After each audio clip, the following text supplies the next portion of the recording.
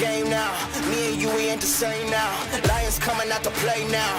Opposition out the way now. Out of the way, you wasn't invited. Say you come to play, I dare you to try it. You don't wanna try me, then step up to my team. Yeah, out of the way, yeah, yeah. Out of the way, yeah, yeah. Out of the way.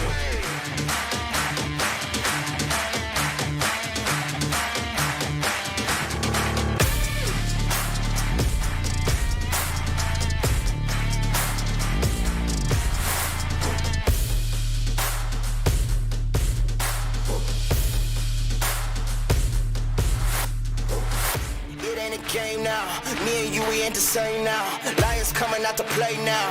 Opposition out the way now. Out of the way, you wasn't invited. Say you come to play, I dare you to try it. You don't wanna try me, then step up to my team. Yeah, out of the way, yeah, yeah. Out of the way, yeah, yeah. Out of the way.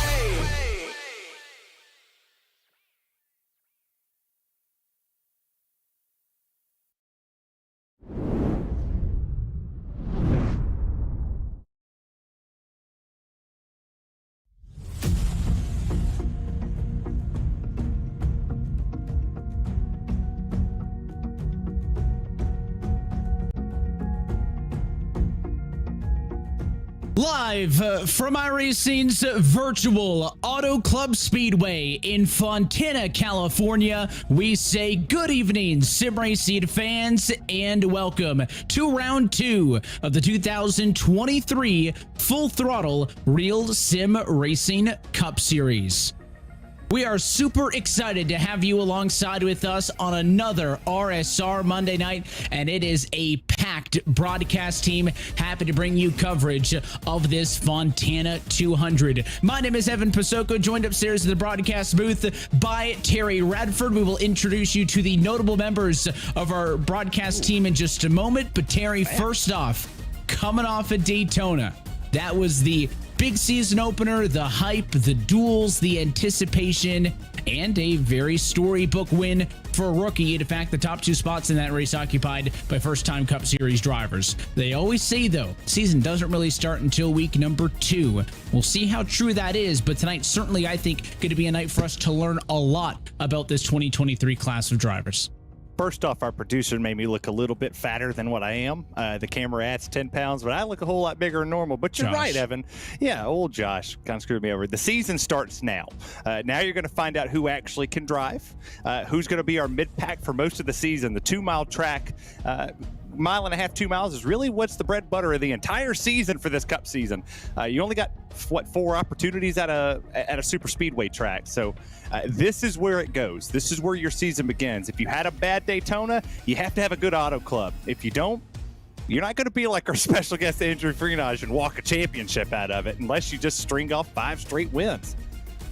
It is a unique race here tonight with our one and only trip here to Fontana this year, possibly our last trip ever on the Cup calendar. Here's what the points look like coming into tonight, Terry. This might as well be your Daytona recap, right? Position for position, this is how they finished. As a reminder, those race wins get to bump you up to the top of the playoff standings, and it was the rookie Esteban Rodriguez taking home the win. He occupies the #1 spot. Now, nowhere near time to hit the panic button, but that red line is what we'll be following all year long. Top 16 going to be the objective, but look how many races we've got until we get to round 20 in Daytona. An August to decide who those 16 championship drivers will be. But Fontana is a unique racetrack, and it mirrors Michigan, which we'll see later this year for round number 18. Terry, tell us a little bit more about this 2-mile D-shaped oval. Well, you obviously see it here from our amazing friends at Google Earth to bring all the pictures here to us. I mean, it's 2 miles in length. It is a tire eater, as we talked before we went on live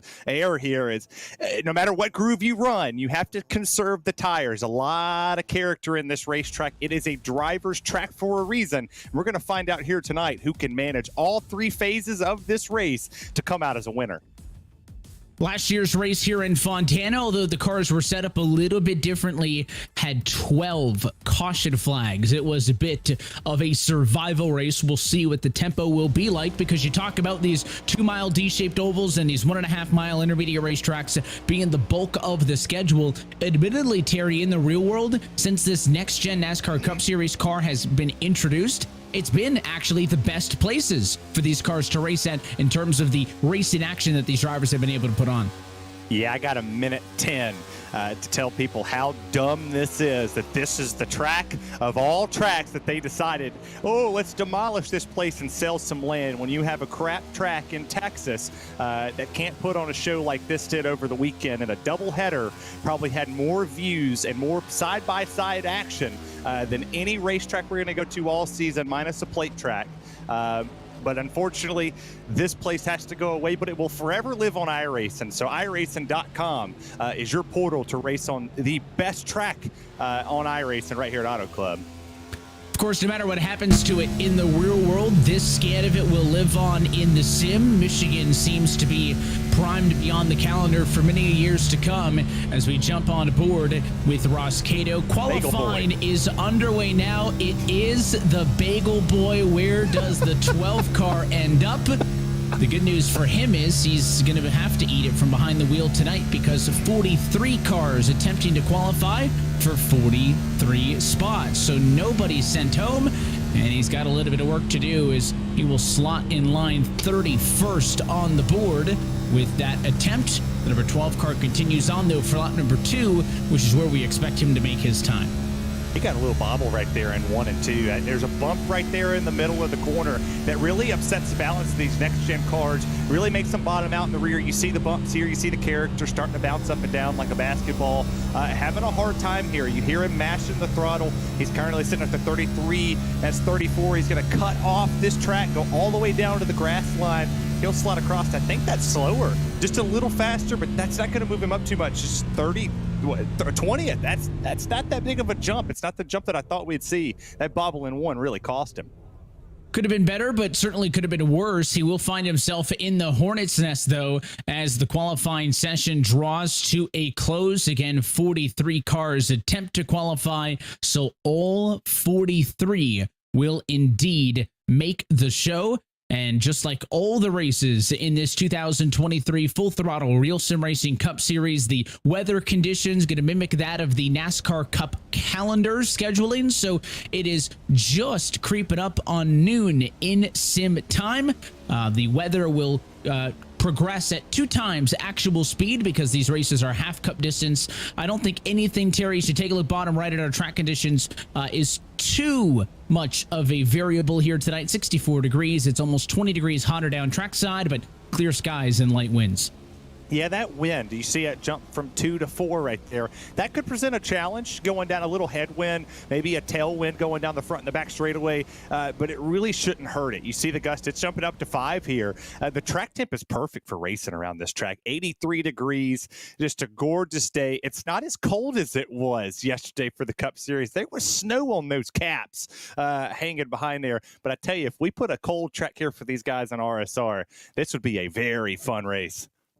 Let's see how this one plays out. Let's go trackside and take a look at your starting grid for the Fontana 200. And pole position tonight goes to Bradley Burke. The Flat Out Esports number 95 takes the top spot, and it is the defending series champion Agnell Phillip alongside in second. Sam Nieto starts third. It'll be Andrew Phipps in fourth, with Michael J. Johnson and Jeremy Miller, your top 6. You go back over to 7th, you find Jeremy Richmond, Tom Wetmore for Roadhouse Esports in 8th, Ryan Dunkelberger in 9th, Nick Mora in 10th, Joseph Tyson, Grant Davis for Flat Out Esports rounds out your top 12. Brandon Bowie is going to find himself on the inside of row 7 alongside Tom Morano. It's Matt Danson and Sean Casto 15th and 16th, with Michael Araya and Cody Harris on row 9. You got Jason Staney in 19th, Bagel Boy himself, Ross Cato in 20th, Brett Pancari in 21st, Eric Stanford 22nd, Gregory Skull in 23rd, and Thomas George back there in 24th. He'll be ahead of Carl Pooler in 25th and Spencer Kostowicz in 26th. Steve Tucker and Brian Dixon through 28. Your top 30 will include Brandon Osborne and Jaron Winemaster. You walk back here to Steve Durham. He just commented in the chat. Take a look at that 10 machine. Looks really good there from New York with Nunez Flores, William Schmidt, Brandon Fetter placed. Esteban Rodriguez, last week's winner. Doesn't care what he does this week, Evan. He's locked in. And Sean Kalis back here in 36th. And then we'll round things out with Eric Papineau, Richard Wolsifer, Mike Kaczynski, Braden Whitaker, Alexander Light, and then provisionals to Paul Brigoli in 43rd. Richard Woodruff. Let's bring in another member of tonight's broadcast team. It is 4-time RealSimRacing Cup Series champion Andrew Freenosh. Andrew, welcome to the broadcast. We saw you on track last week. You're going to be joining us intermittently through this 2023 season. We're happy to have you as the resident expert by a mile amongst us here upstairs. What are some key things we should look for here tonight? Yeah, definitely happy to be out here. Couldn't pick a better track. You're going to see these guys spread out from the outside wall all the way to the bottom of the racetrack. 100 laps, so really going to have to watch fuel mileage. They're going to be saving right from the start. If we get early cautions, though, look for them to push 5 sets of tires. You can take them every 20 laps. So we get cautions, look for them to race pretty hard as we're coming to the green here, Evan. We'll be dependent on your expertise over the course of the night to map this one out as well. We do have Nolan Rempel on pit road, keeping us posted with what's happening down there. We're happy that you're with us, though, from Southern California, the field in the hands of Bradley Burke, as we say, let's go racing in Fontana.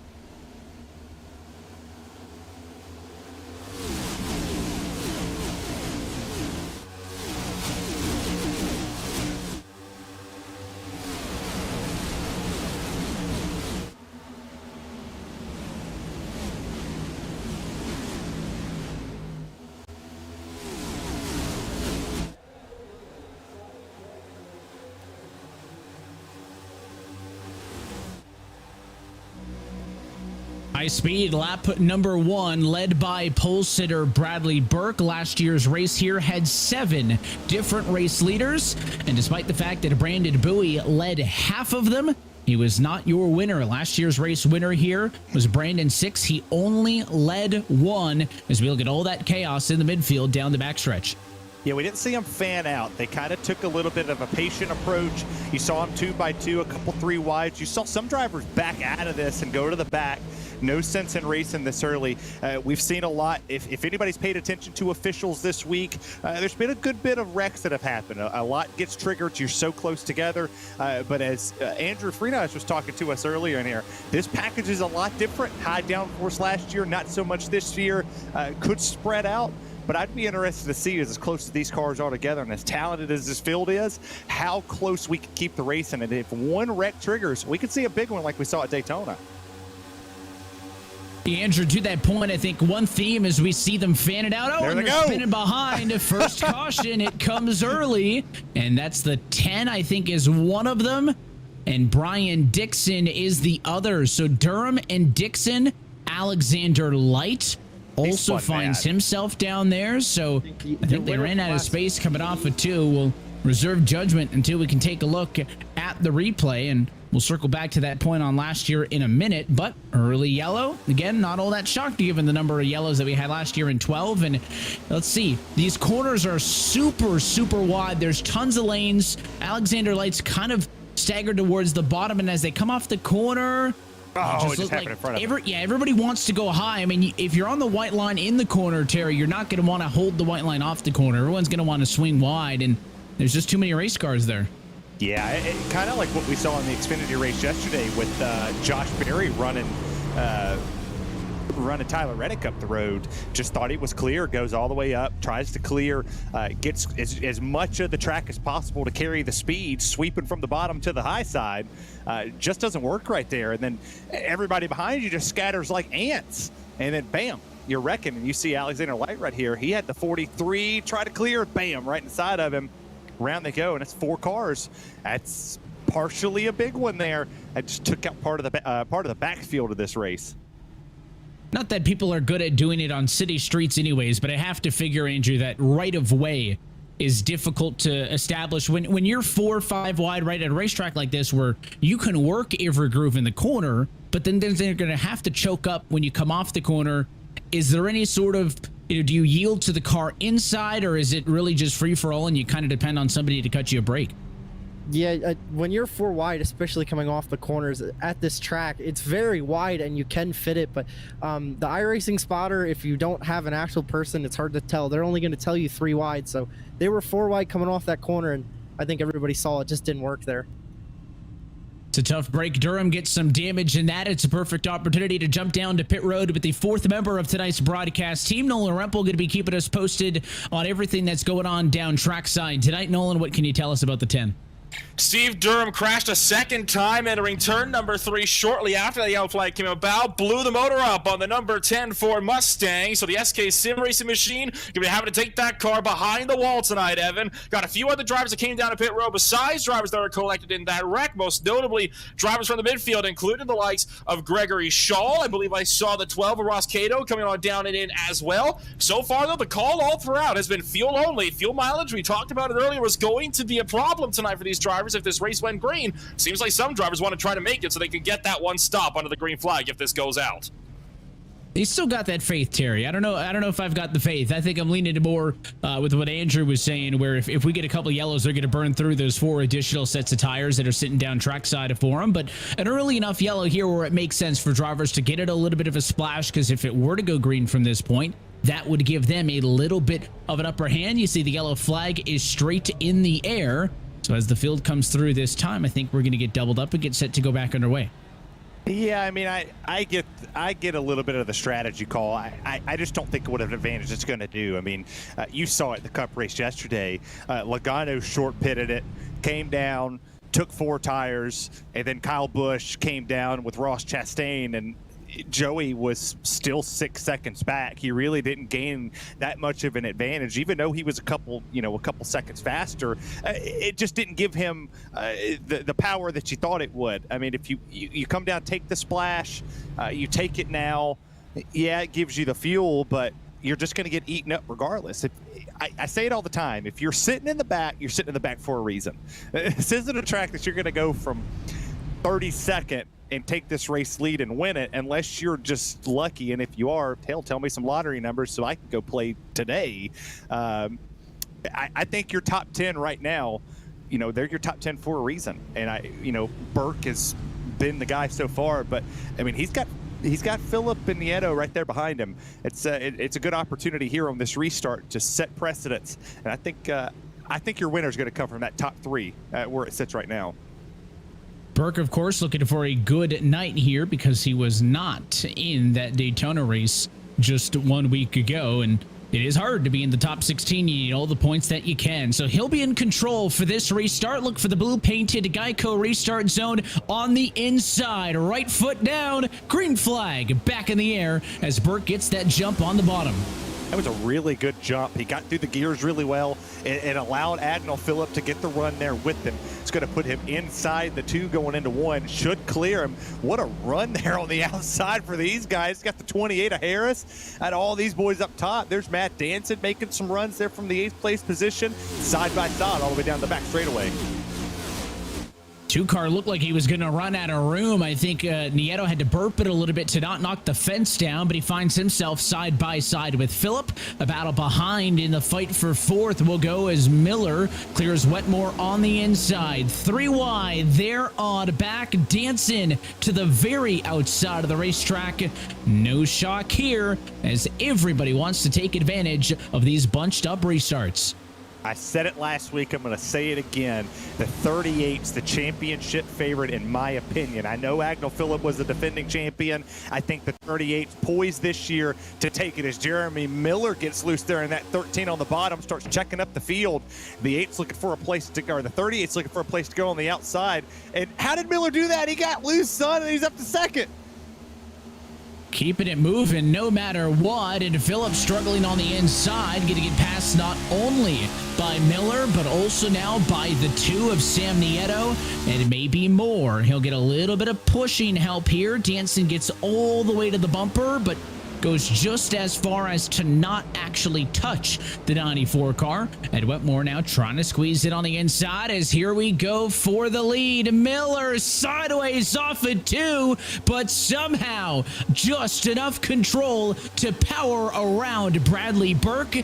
And we have a new race leader at lap number 9. It's the 13 Toyota of Jeremy Miller. All right. Back her down, Jeremy. You're driving her a little too hard right there. He's burning the tires off. And Andrew, I'll bring you in for this one. We saw it last season with a lot of these drivers. They go out there, drive the fire out of it, take the lead, and then 5, 6, 7 laps later, they're getting reeled in from the field. How hard is he pushing those rear tires? He's pushing it awful ton. You got to look at Agnell Phillip back there. You got to look at Matt Danson. These are drivers that are pro drivers if they could make it through the road to pro ranks, and they know how to save tires. I think Miller's going way too hard right now, and that's very evident about how loose he is off the corner. Not going to be the first time I think we've ever said that Jeremy Miller's driving it a little bit too aggressively, and I promise not going to be the last time. That's just his style. You know, nothing against him, but I just don't know if I've ever said, you know, Jeremy Miller's really taking it easy tonight, Terry. The 13 just goes 110% seemingly all the time.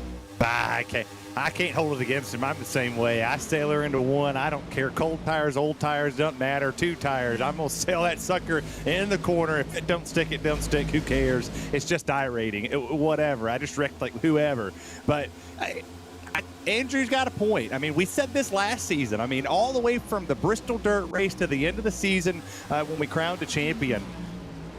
The aggression sometimes pays off. I mean, Jeremy Miller, if he could just put a consistent race together, I think Jeremy Miller goes out here and wins him a couple. If he could just be in the spot when he's needed to be aggressive, right? If he had a 10-lap dash and he was this aggressive and he could pull that extra 10th out of his behind, he's got a race-winning car. But right now, at lap 12, if you're driving the fire out of it and you're putting a 41.0 down, that's too hard. If you're slipping and sliding off the corner and gaining spots, you gotta rein it in just a little bit. Maybe drink a glass of water instead of a Red Bull or a Monster or something. Don't get all jacked up down there before we even get to a quarter distance of the race. And there's a good onboard perspective back in line with Cody Harris. He rides in the 11th spot. He's been making some moves so far tonight, already up 7 from where he started. Right now he's all over the back end of the number 98 at Jeremy Richmond, who's trickled down a couple of spots. So Harris and a couple of others, including Michael Laraya and Matt Danson, have made some significant headway in the teens and have knocked their way to the doorstep of the top 10.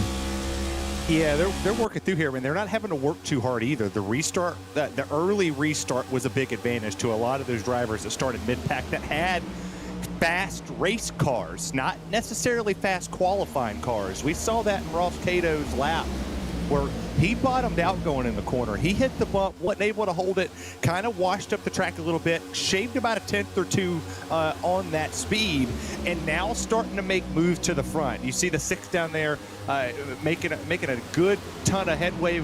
Is that the Valvoline car down there? Nice little Mark Martin retro throwback. I like it. But still able to make moves. And all of these drivers with the 2 wide. Oh, hang on to her. Hang on to her, George. You almost jinxed him, called him out, got out of shape, more 3 wide as they go down the backstretch, and it is a little bit of a different look on that 6 of Thomas George tonight. You go on board with him, he is right in the hornet's nest, 21st, middle of the field, and it is an absolute mess here. Not a lot of places to go.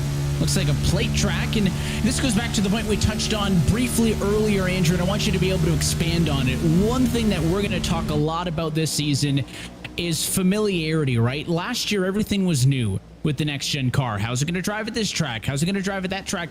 This year, we're going to be saying, oh, it's our second time here. It's our third time here. that's not really the case here at Fontana because the package on these cars at a track like this was so different last year in February. Yeah, last year you saw a lot of pack racing here.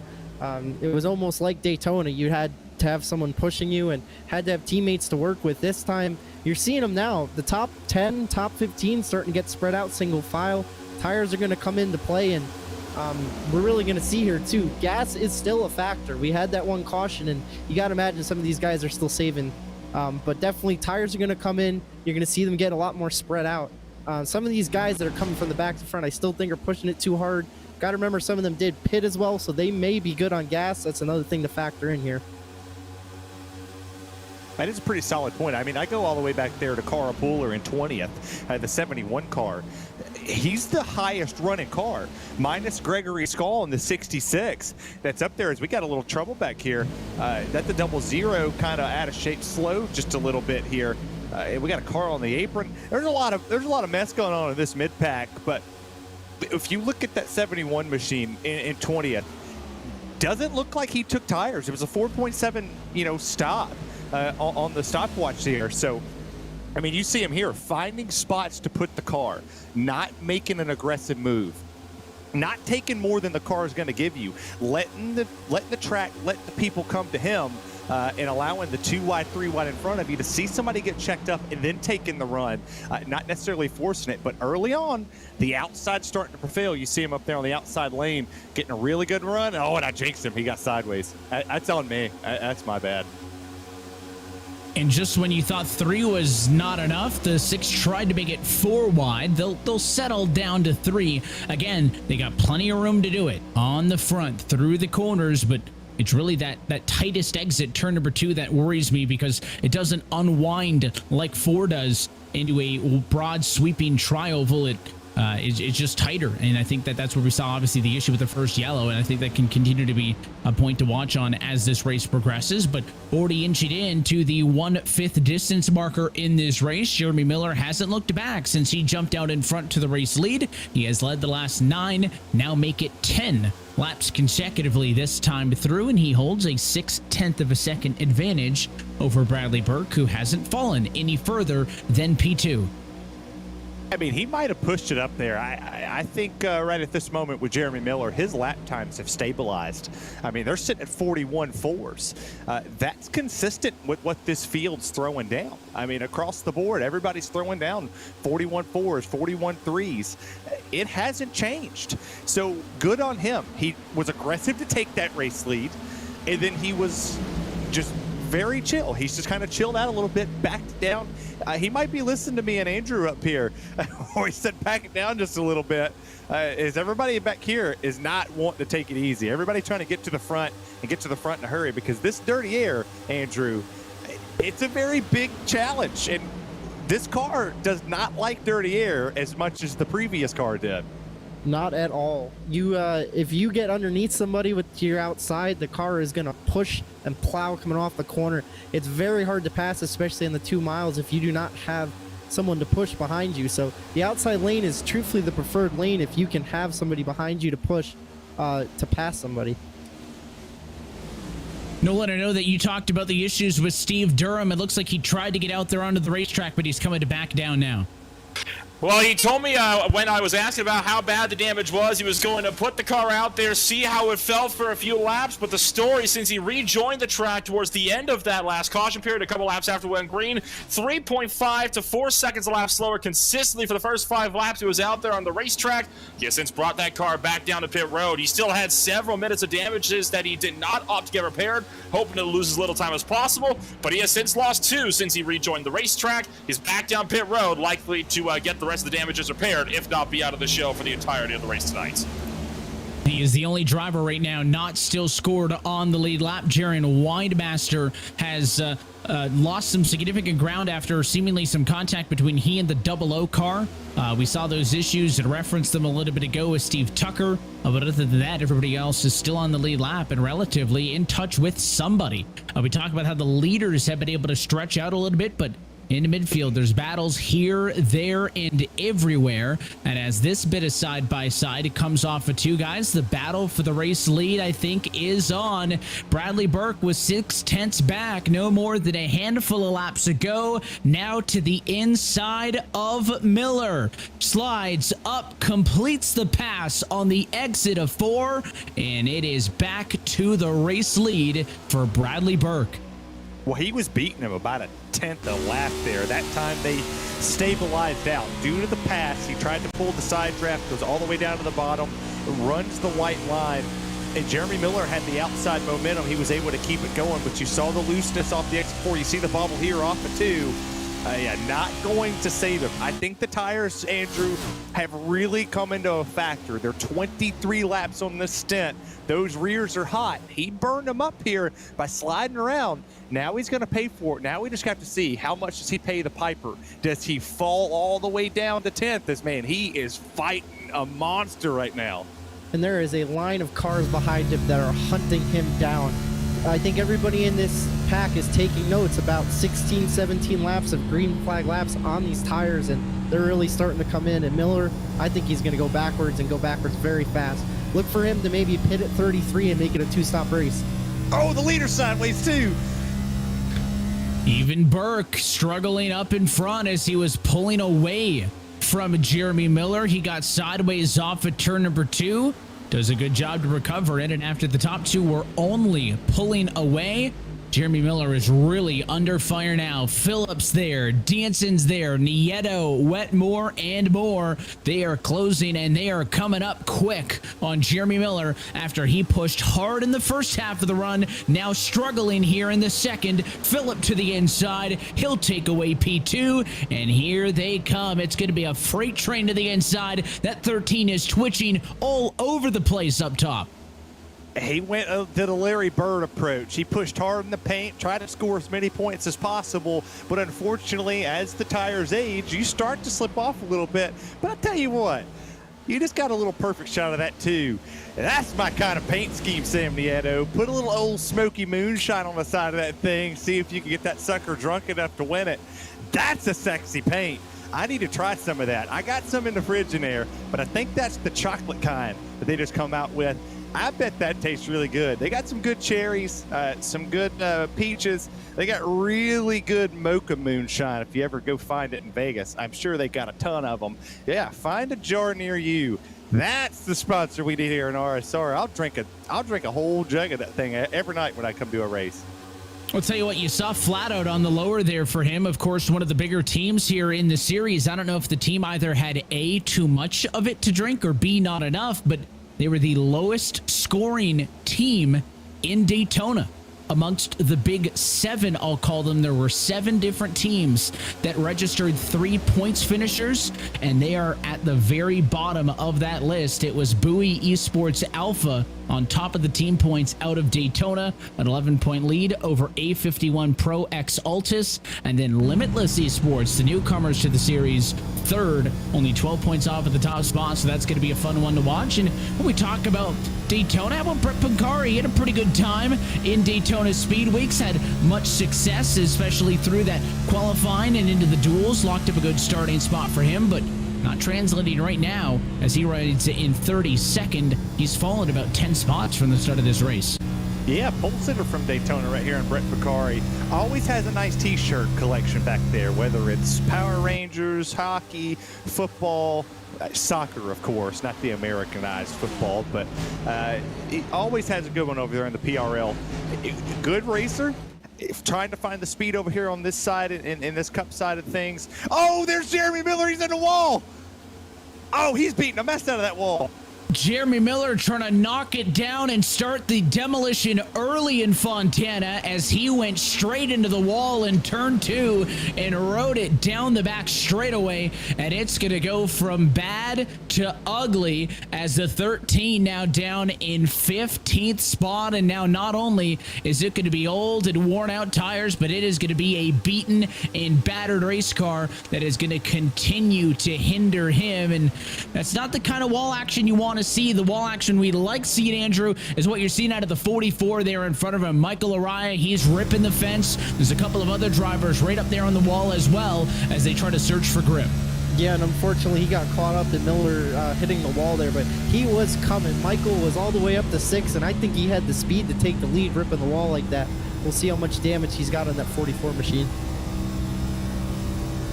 Yeah, he's doing what you should be doing. You don't want to knock the wall down with the right side. A little bit of damage in these things. We saw it last week at Daytona. You barely touch the wall. You knock a toe link out. The damage model is good, and it's just hard to make a mistake in these things. I mean, I thought the composite body would go like what the Xfinity cars did, where you can kind of smack that wall a little bit, ride it, you just fine, and brush some dirt on it, and put the gas down, you'll figure it out. But these are just so different. They're so stocky and they're just there, but they race so good. Short track wise, not so much, but these 2 mile and a halves, they put on a show, and they're putting on a show right here for this 3rd place position as well. You got Tom Wetmore, Matt Danson, Sam Nieto all right here.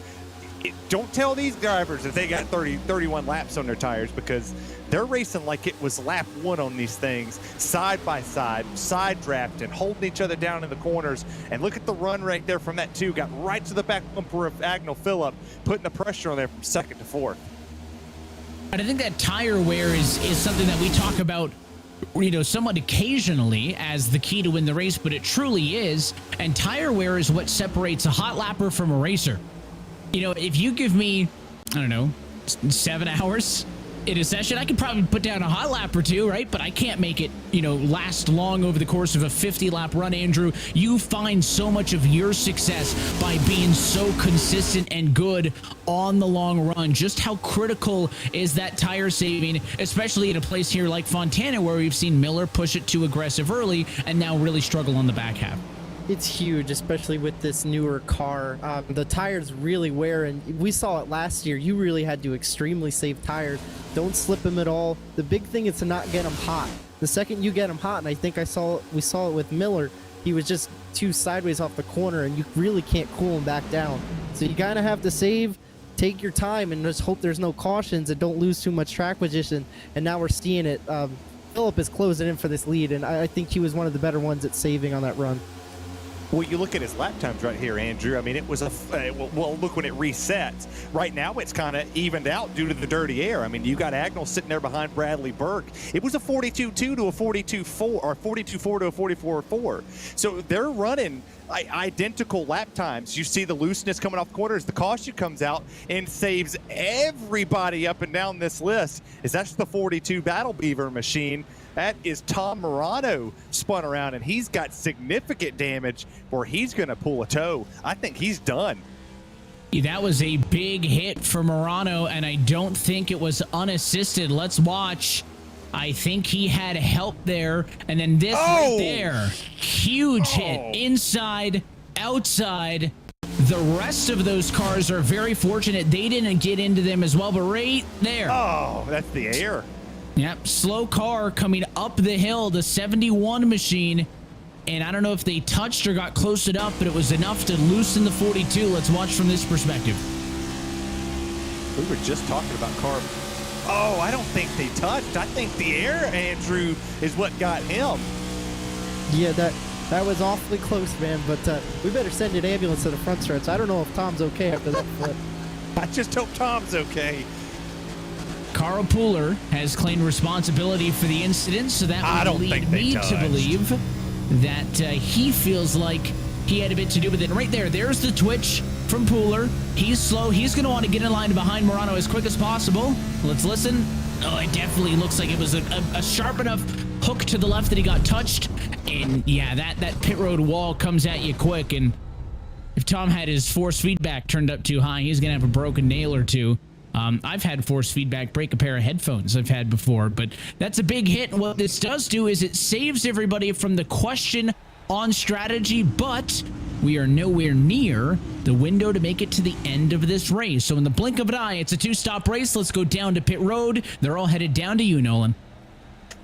Two-stop strategy seems to all of a sudden be to play with that latest yellow flag, along with 4 tires and fuel for so far all the drivers that have come on down into their pit boxes. So far, not seen anybody that's different from that strategy. We talked again, tire degradation going to be a huge problem for so many drivers out here tonight, and already got drivers starting to leave pit road, and again, looking to be the case that everybody is going to be opting to take that the 2-tire strategy. And out of everybody so far, the longest stop has actually come from Bradley Burke, the race leader out of pit road, at 15.25. Couple drivers with long stops include Dixon, Kalis, Wolsifer, and more. Alexander Light was in his box for 44 seconds, guys, where he made his way out, whereas Richard Woodworth, I don't even think made it into his pit stall. He missed his box, and he's going to have to come back around.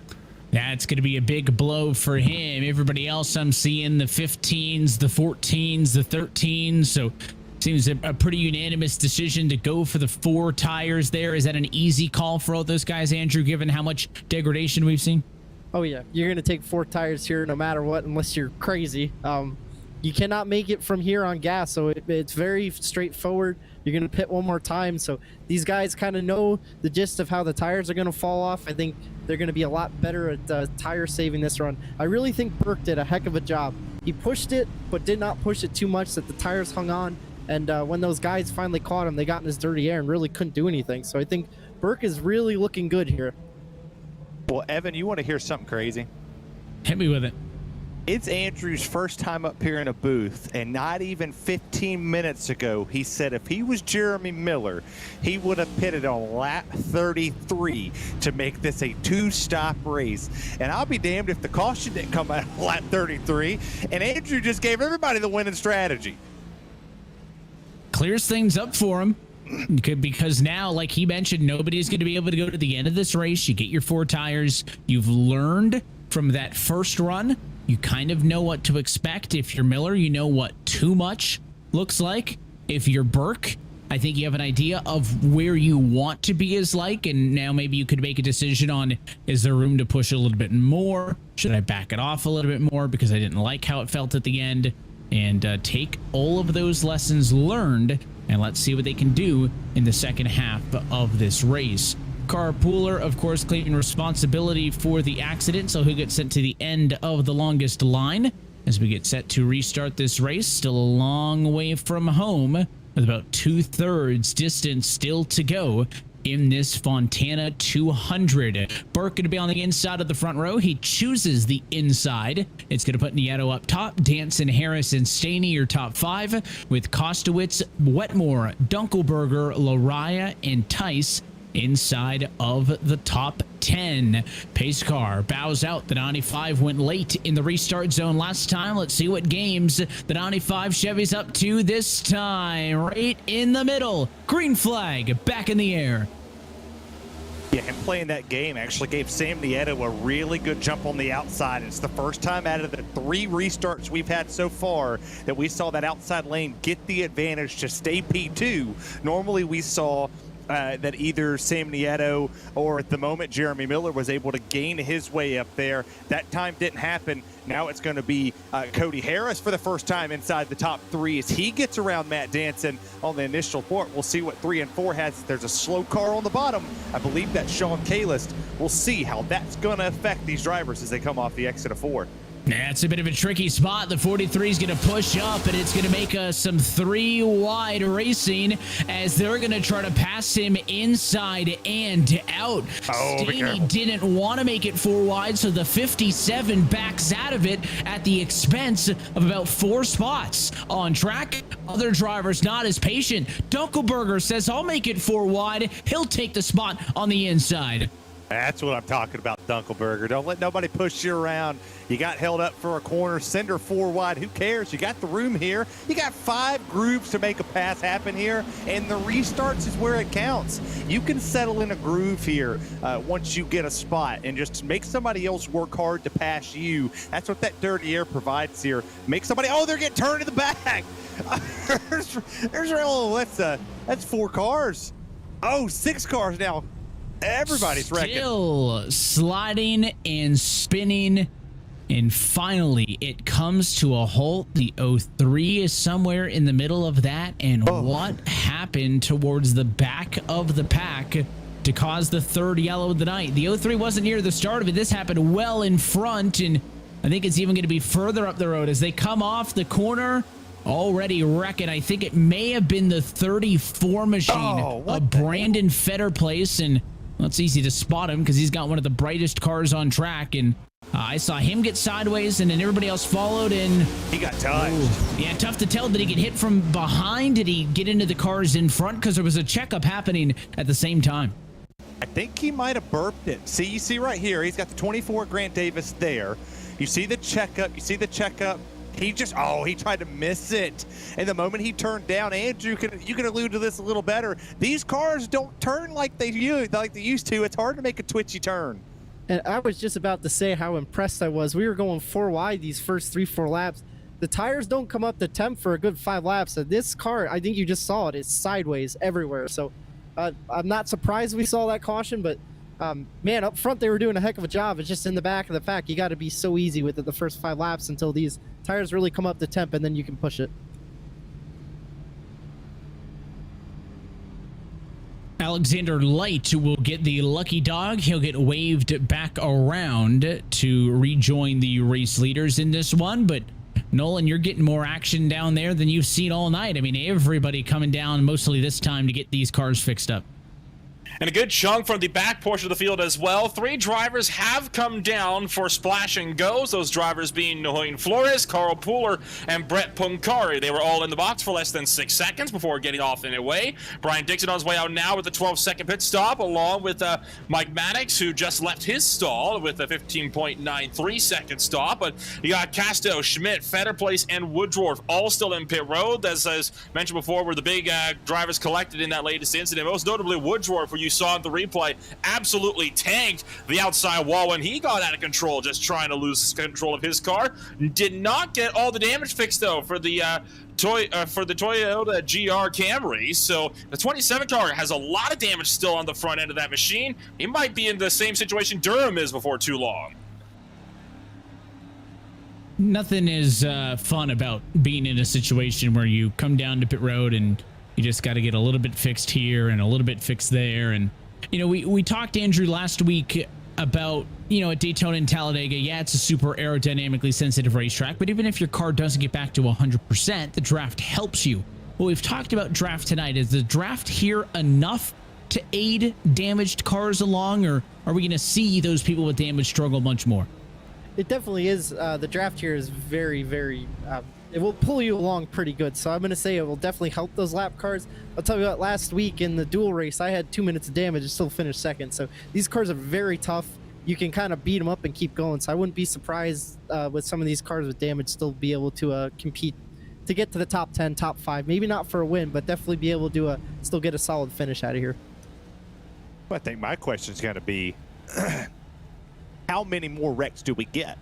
You know, do we see towards the latter part of this race, if maybe we get a caution with 20 to go, how aggressive does this top 10 get? You know, how selfish do some of these drivers that have never won an RSR competition, how selfish do they get? Do they pull the Jeremy Miller approach and try to go as aggressive as possible to take this lead and run away with it?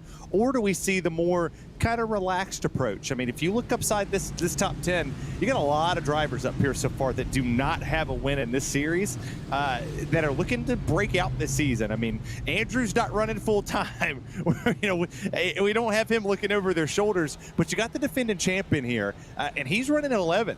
So that shows you that 10 other drivers right at the moment think, hey, I don't need this defending champ here. I'm going to go show it on my own. Dude takes advantage of the opportunity in front of them. Still a long way from home with 59 laps to go, but it's another good jump for Bradley Burke in the lead. He is going to lead us off to turn 1.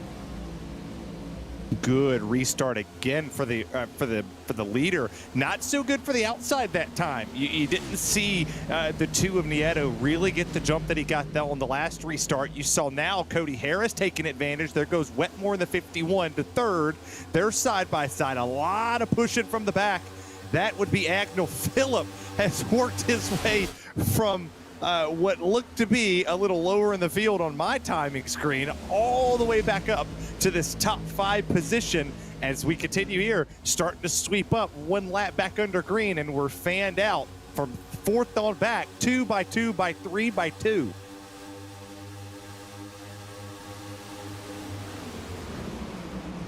You can see that lead breakaway wanting to go single file up against the top side, but early in the run, not as many people riding the fence. Andrew, is that going to be an exclusively later in the run thing when the tires lose some bite, or is that really just situationally dependent? Yeah, the only person I saw make that top work was Michael Lariah late in that last run. So I don't know if it's working as well as it has in the past. It really seems like the bottom's the way to go, and I definitely think the bottom's saving tires more than that top lane. Well, I got to ask you, I'm going to make you work a little overtime here for a second. The outside lane last season was kind of the way to go. I mean, I went back and watched last season's race, and the outside was really predominant for drivers who were trying to come climbing through the field. Why aren't they going up there? Does the car present a different challenge this season versus last season that doesn't make the outside really work? I think last year we really had more of a draft, and this year this setup is actually very loose, and you need to have a you really need to be easy on the throttle. I don't know if some guys are really comfortable running all the way up against there, and I think these tires need to fall off a little more before you see them making that top work.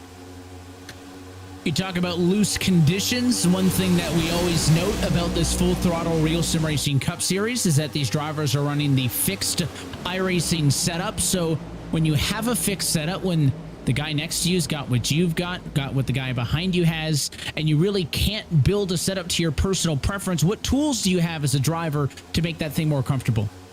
You can change your offset, you can change your steering ratio. That's making, you can turn it more to make the car kind of like change your degrees in the car, but you don't really have all that much, and you can change your brake, so you can make it looser or tighter when you're actually braking. But most tracks, we're not using the brake anymore, so you really don't have all that much that you can change in these cars, just the offset and what you can do with the actual steering ratio. Yeah, I'm an open setup dude. I'm not a big fixed setup guy because I don't like saving stuff. I want to be able to push it as hard as possible, and I want to tear that equipment up. I want that truck or car to drive how I want it to drive. Some of the times you get a tight setup, some of the times you get a loose one, and it just differentiates how you drive things. A lot of these drivers here, Andrew alluded to it, it's a free setup. You keep seeing drivers slide off the exit of the corner, slide on the entry of the corner. That's playing dividends to a Sam Nieto, to a Cody Harris, who won on a road course. That loose conditions, you want that road course car to slide in the rear to give you some extra bite off the exit of the corner, let you to carry a little bit more speed. And look at Brandon Osborne up here in that 80 machine, doing a great job in that Amsoil Mustang, pulling it up here side by side with Matt Danson there. A privateer. We need a team to sign him. He's putting a good showing here halfway through this race. Closing in on halfway home in this Fontana 200, and it is Danson making the big swing on the entry to the bottom of the racetrack, but center off. It's going to be better for Harris. It's going to be better for the 80 car as well, as sliding up it into 3rd position there goes Brandon Osborne, plus 26 positions. Do not count out that Amsoil Mustang. He did it on the bottom, now trying to go to the outside of Harris. Yeah, he's making that outside work. Same with Thomas George. Welcome to 6 up here to the 4th place position. Different colors from the Sirius XM we saw last week. Got the Valvoline colors on it. It's the battle of the oil machines. The Amsoil versus a crappy Valvoline oil. Not preference here, what I like, but whatever. Valvoline's kind of cheeks. Doing a good job. Now 3 wide on the outside with Danson there. And Dunkelberger almost smacked Danson into whoever that was. Yeah, I think that was the 80. Slamming people all over the track, everybody side by side making contact, and I don't think you want to make Matt Danson mad. No, I mean, I would prefer to just stay under the radar generally speaking, but Matt's certainly not up on the list of people that I'd want to make angry. And of course, I've done some iRacing broadcasts from his home, so I'll try to play nice and repay that favor for him. But listen, he's an aggressive guy. I don't think he's the Jeremy Miller level. I'm just going to go 110% every lap. I think Danson goes in the 95 to 105% every lap. He can pace himself, be smart, be strategic, get to the end of the race, and really looking forward to seeing what the Altus at A51 team up can do this year, as he has teamed up with a handful of other drivers to compete for a team championship. Yeah, there's a lot of good things happening here on RSR. There's a lot of good racing as the 27's about to stack this field up right here. Look out. Oh, man. That just hurt. Who is that, the 20? Is that the 23 on the outside right there that just got trapped in behind him? I mean, yeah, that is the 23. Yep. He just lost 15 spots, Brandon Bowie did, because of that checkup, that he had to back out of the gas for the 27 there. That's a ton of spots lost here. Andrew, how hard is it now that he just lost those spots 15 laps into this tire run? He's not going to make those all back that quick. No, that's absolutely devastating. And, you know, it's a good thing it was Brandon Bowie. He's a seasoned veteran in this league, and some guys wouldn't have backed out. Some guys would have kept their foot in and pushed him and maybe caused a wreck. So it was lucky it was Brandon there to not cause a caution. But he's going to have a really, really tough time getting all those spots back. Admittedly, nothing that the 27 did wrong there. Stayed high. They just were using all of the racetrack behind him, and it was really unfortunate that Brandon Bowie got trapped, because he has trickled all the way down the leaderboard to find himself way back in 27th position, trying to pick up the pieces. But lap traffic's not the first thing that comes to mind, admittedly, when I think about the Auto Club Speedway, but it has been a factor here so far tonight. Still fantastic stuff in the battle for the race lead, but we are halfway home. 49 laps to go in this Fontana 200. As always, happy that you're spending your Monday night with us here on RaceSpotTV. Alongside myself, Evan Pasoko, Terry Radford up in the booth. We have four-time RSR Cup Series champion Andrew Freenosh with us. Nolan Rempel is down on pit road. Terry, good stuff so far. This has been a phenomenal race. I go back to what I said when we opened the show, is they're wrecking on the front stretch. Oh, no, is that Burke? Oh, my gosh. One of the fastest cars of the race is spun around. That's a ton of damage on that car. Man, that stinks. He was quick. What happened to Bradley Burke as the yellow comes out just past the halfway point? Oh. Burke had led so many laps. Let's see. Off of 4, Lariah gets touched and then comes up. Burke gets collected. Miller's involved as well. And it just seems like any time there's a little moment like that, these drivers just don't have the ability to catch it and prevent it. Here's Burke's perspective. Watch in front. Oh, that's just air. That's just the air from the 25. Brought it down. Nothing that Andrew Phipps did wrong. Nothing that Michael Araya did wrong. He just cut down. You know, Andrew alluded to this too, that these cars they're just not like, they're light on their feet. They're just not like they used to be. That air, the quick twitch in these cars as Jeremy Miller gets involved in it. But I mean, Kelly Clarkson said it best. You know, some people wait a lifetime for a moment like this.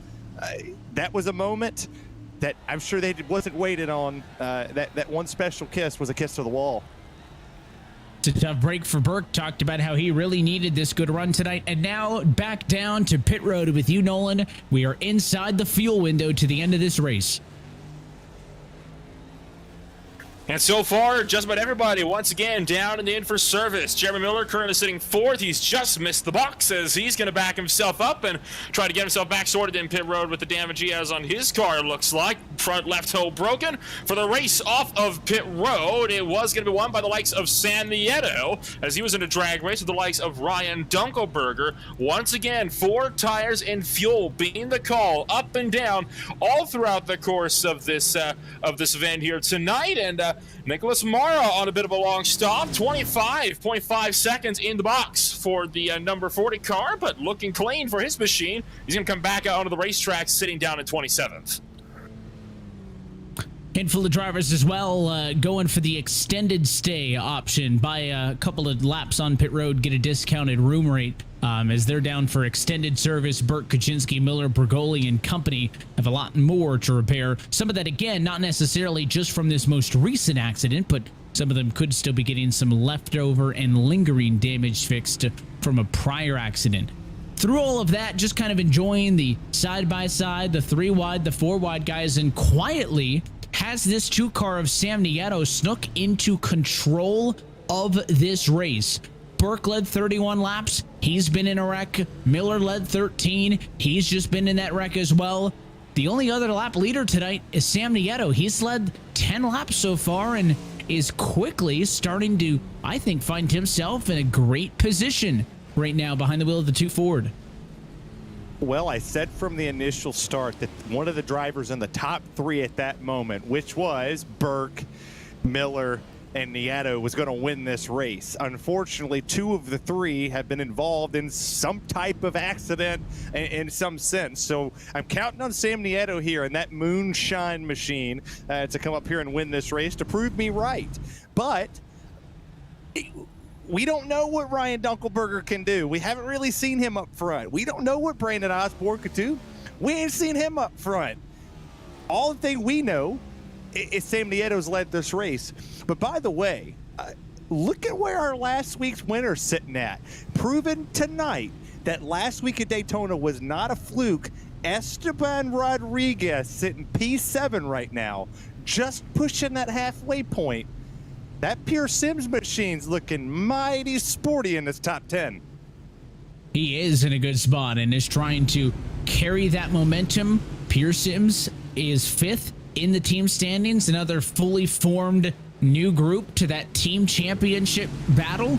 Exciting to see what he and the rest of that group can do as he'll take this restart for the inside of row number 4. Pace car off. Let's see what Sam Nieto does because he's in the captain's chair. Green flags in the air with 45 to go. He played a big old game with him, Evan. He went up there and said, hey, we'll go shot for shot, boys, but I'm going to take the most. He took the lead by almost a country mile right there, but Dunkelberger's fast. He's fast on the restarts. He's fast on the long run. Put him right there on the back bumper up the trumpet of that 2 machine. Look at the inside of old Smokey. Dunkelberger is taking the fight to Sam Nieto. It is side by side for the race lead with the boosted Toyota trying to edge out in front as they come off of 4, and he will slide up and clear. New race leader, it's Ryan Dunkelberger, but for how long? Nieto wants it back. Yeah, I think that's another driver you don't want to cross up too much. Andrew, you know Sam Nieto better than we do. I think he's on the top 5 list of drivers you don't want to piss off because he'll get to that back bumper and he ain't going to resist. You look on board with him here. How fierce is that 2 machine? Oh, he's one of the fiercest guys out here. He is not afraid to retaliate if you do him wrong. So I'd be a little worried to cross him over, race him dirty. I'll tell you what, I see 2 strategies here. Either you push and hope you get a caution about halfway through this run, come in and take tires, or some of the guys for this back of the front pack, they're probably saving tires and hoping it goes green all the way. But from what we've seen tonight, I wouldn't count on that.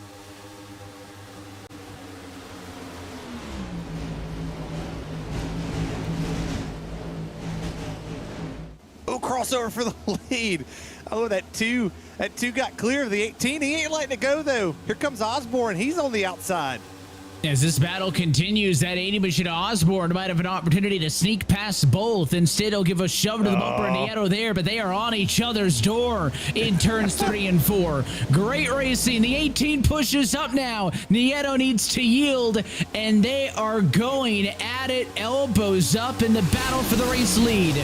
Thomas George is 4th. He wants more. Here comes Zagnall Phillip, though. The 94 car looking for P3. Yeah, here comes old Champ.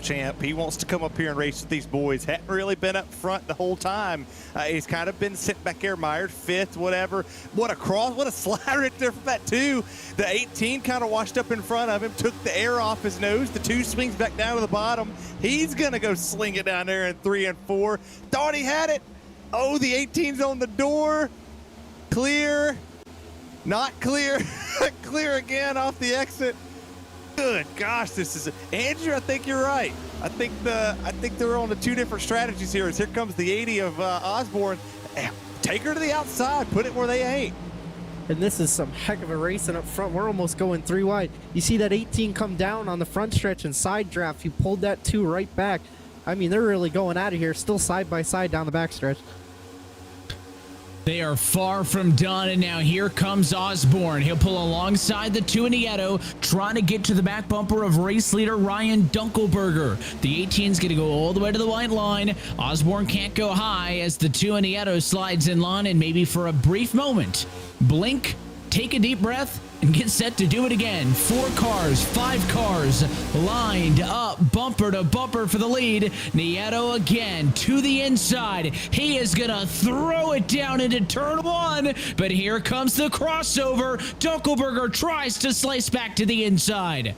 To quote the great Vanilla Ice, bumper to bumper, the avenue's packed. I got to get away before the jackers jack. You got 5 cars under a blanket racing for the race lead here in California. Why is this track getting demolished to a short track? These fans don't know what they're talking about. This is one of the best races I've seen. You got drivers slide job, crossover, moving each other up the racetrack, taking air off the door, off the nose, making them work for it. And all of these drivers just want to win here this afternoon.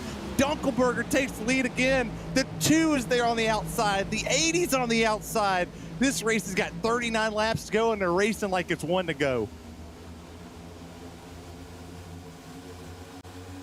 And if they continue to race like this, I think we're going to be a long way from 1 to go. A couple of yellows so far in this one. How long does this run last? In theory, inside down to the end of the race, the 2-car keeps slotted up every time he's on the entry. This time it forces Dunkelberger wide, but admittedly it doesn't hurt the 18-car much. He still clears for the race lead, and let's see if Osborne can get through. He is poked and prodded, but he hasn't been able to get away from the 2, and I think this time maybe he got all the way clear, but Nieto gonna go right back down. The fight's gonna be for second. There is lap traffic up the road. Watch out for the 27. Woodruff says he'll stay high, so they'll serpentine to the bottom.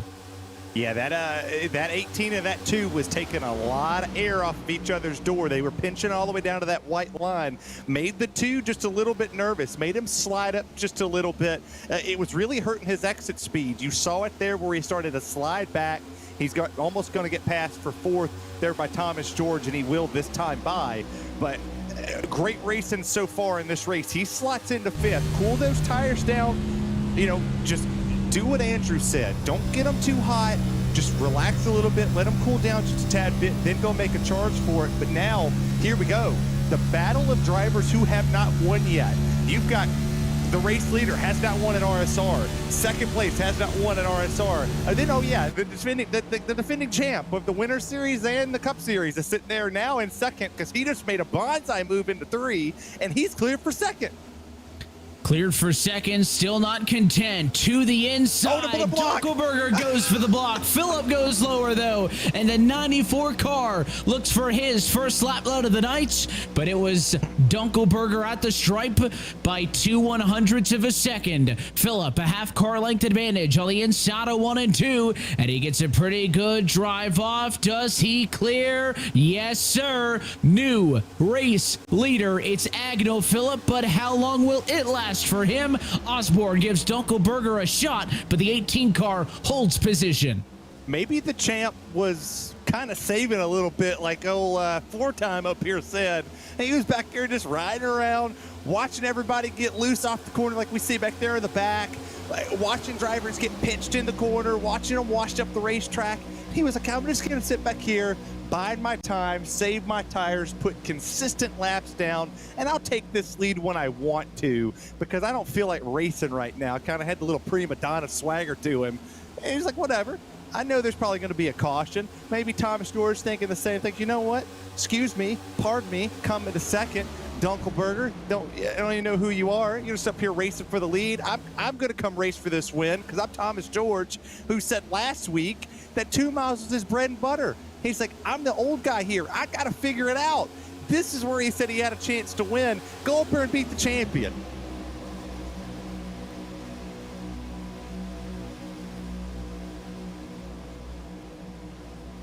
13 laps now on the tires, and you can see these drivers aren't able to hold it as tight against one another as they were about 5 to 10 laps ago, but it doesn't mean the battle for the race lead has simmered down at all. Plenty of 2-3 wide. Nieto struggling in traffic after we just said he was starting to establish control of the race. He's found his way all the way back to P9, and maybe more spots up for grabs because Esteban Rodriguez challenging him. So as he struggles, the driver on the charge now, Thomas George. He's past Stanford. He's past Osborne. He's P2 and closing in on the back of race leader Agnell Phillip.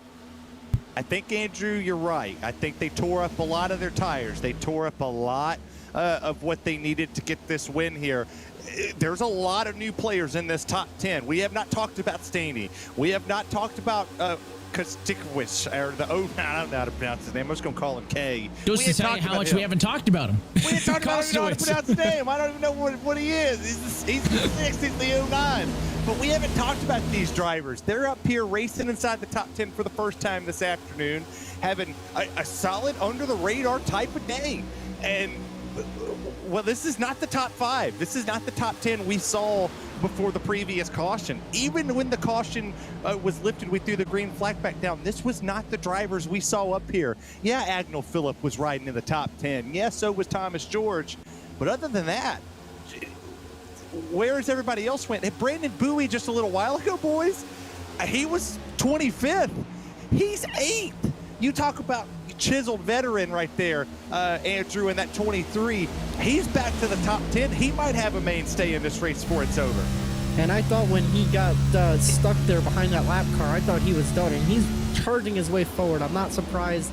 Brandon Bowie knows how to save tires like nobody else. So definitely looking up front, you got Agnell Phillip, Thomas George, Stanford, Bowie, Casto, all these guys that have been in this league a while. They know how to get it done as Bowie there starts to rip the top as we have a battle for the race lead of it. It is continuing on, and is there issues behind? Oh, yeah, there was. Dunkelberger got dumped. He got smacked there from that outside lane. We're trying to rip that lip a little bit up there, a little dirt racing on that outside. Smacked Dunkelberger down the back straightaway. Not surprised. That was pretty fun. Well, you know what I'd call that? I'd call that a hip check. Got to get that hockey lingo in there, but you're right. He got whatever the heck you said to the apron, and unfortunately, Dunkel dunked, and he'll go from fighting for the race lead to 17th on track. He fights all race to get up there to lead 7 laps, and one misstep, not even necessarily his fault, and he's completely eviscerated for the battle for the race lead just like that. These top 3 cars actually doing a pretty good job of pulling away. Look at the gap they've grown. On 4th on the back, it's Agnell Phillip, Thomas George, and Brandon J. Osborne. This time by 29 laps to go. Well, I mean, we're looking at drivers who just necessarily have not found their footing in RSR competition. You've got the guy sitting in 2nd that has been here longer than most. He's openly admitted he's the elder statesman here in RSR competition. He's seen different cars throughout the seasons come in to this series, and he's had pretty crap luck. I mean, last season, ran well every race. You could consistently put him in the top 10 throughout the race. We would talk about that 6 car in some capacity, but just got caught up in somebody else's mess. And then you look at the leader, you think, okay, really wasn't a favorite throughout the season in the playoff conversation. We were talking Andrew Freenage potentially winning a 5th championship. We were talking Matt Danson getting a win, Kevin King always winning. And then Agnell Phillip said, hey, you guys are completely outcasting me and throwing me to the wrong side. I'm going to go win a bunch of races in the championship. And then you got Osborne here. Haven't seen him as, they're wrecking again. Oh, come on. That was our top 10 about 10 laps ago, and Dunkelberger's in that too. Paul Brigoli gets a piece of it as well, so the 3 machine also involved in. Probably could have told you it was just a matter of time, but ironically enough, the accident comes right when we thought things were finally starting to settle down. We'll have to wind back the tape, take a look. Let's see. This is going to be back at about 10th spot. That's the 33 car up on the outside, and it happened in front. And it looked like, was it the 18 who just 28? slid up the hill first, and then Dunkelberger, what was it? Dunkel dumped the 28. Yeah, he sure did. Right there, just got tight. And then you start the boot scoot and boogie, heel toe do-si-do. Come on, baby, we're going to hit the wall. And everybody gets collected. I talked about the big one early on in the show. That we were going to see it. If you were going to wreck, you were going to take a lot with you. There's no separation in the mid-pack. I don't care what track we're at. The top 5 are going to be gone. The mid-pack are going to be side by side, 3 wide, 4 wide, 5 wide, all race long, because that's the talent group that you're in right here. And now everybody's going to come join Nolan on pit road because they want to have a drink of shine. One by one, race leader Thomas George brings everybody in. So far, seeing nobody staying out. Cody Harris was the first driver to come on down and in.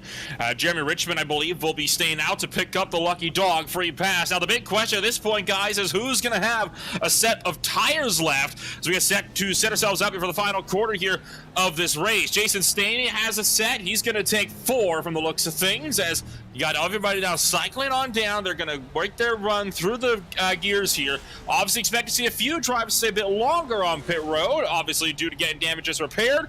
Again, for the most part, it does seem to be 4 tires the strategy, and Osborne currently leading the way as we get set to lead pit road, but he will not beat out the likes of Agno Phillip with a 15-second stop. Agno Phillip will maintain the race lead at the A51 Pro Chevrolet, and again, very, very uniform so far here, as it so often is when we get those yellow flag stops late in the race. It looked like that the 80 had a chance, and then Agno Phillip was able to rocket off of that number 2 pit stall, courtesy of that good qualifying effort. Tell us a little bit about that gamesmanship, Andrew, that happens on pit road. We've seen you get good qualifying spots many a times. If you're in those first 3 boxes, you can drive straight off pit road. Oftentimes that scoring line is so close you don't even need to get up to speed. What are some of those things that you can use to your advantage when you're trying to get that little bit more to maintain track position on pit road? Oh yeah, it always helps starting on pole, because that line is right in front of you, so you don't even have to get up to full speed by the time you get off. And I've done that more than once. I'm pretty happy with that. So these guys really, I think you're not going to save tires anymore. You're right on that line, and I think you're going to get that craziness we just had that last run. Everybody's going to be going for it, and we haven't seen Agno Phillip do that, so I'm curious how he's going to stack up with everybody really going 100% now. Wait, 4 time. We were saving this whole race? I definitely think Agno was. I think 110% Agno was, because he was able to drive past everybody once we got some laps on it. There's no more of that. We're going 110%, and curious where he's going to stack up against everybody else.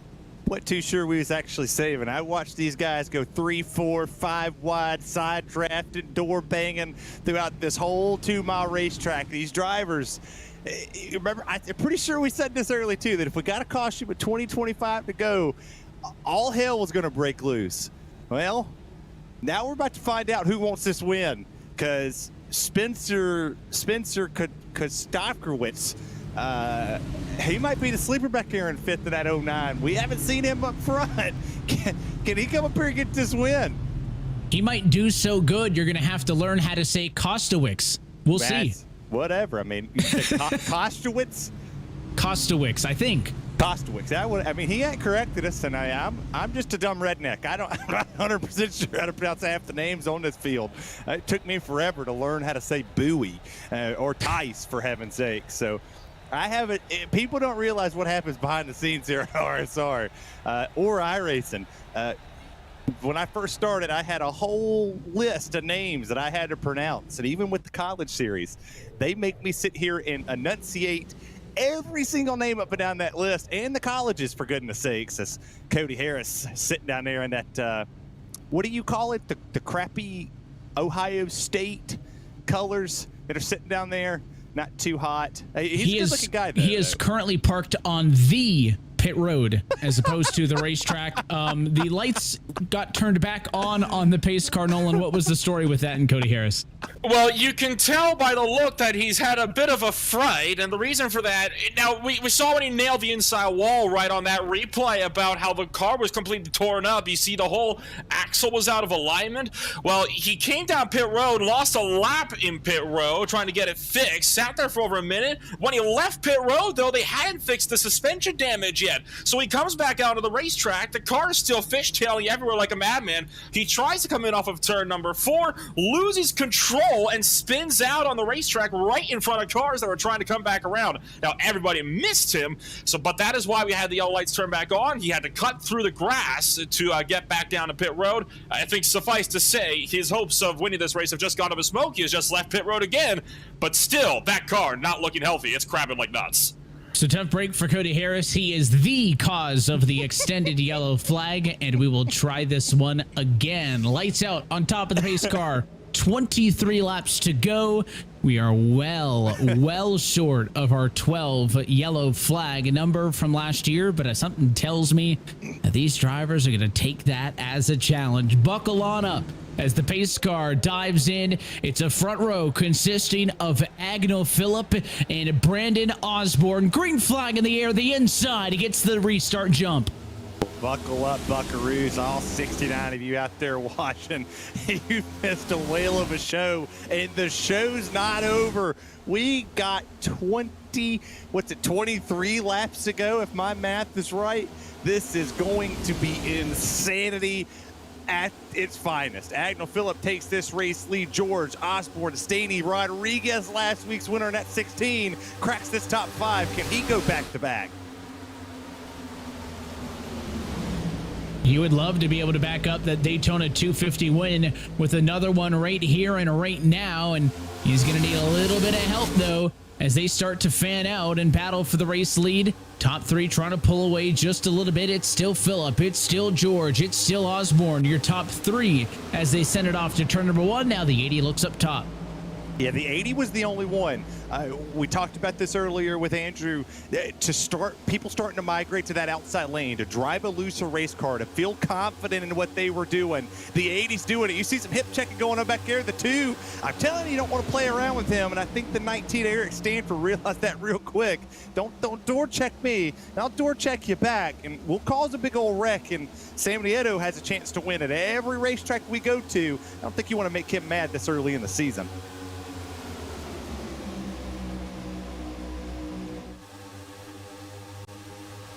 Surprisingly spread out at this very moment. How long does it last, though, as drivers start to wind up and take their swings?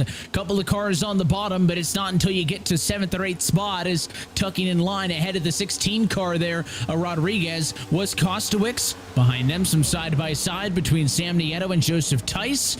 But up front, Agnell Phillip is doing a good job of keeping that 6 car directly in his tire tracks. And George admittedly hasn't had much of an opportunity to make a move. Now he's going to draft up down the front stretch. Osborne does the same to the 6. Does he make a move into turn 1? A half peak, but still doesn't go for it.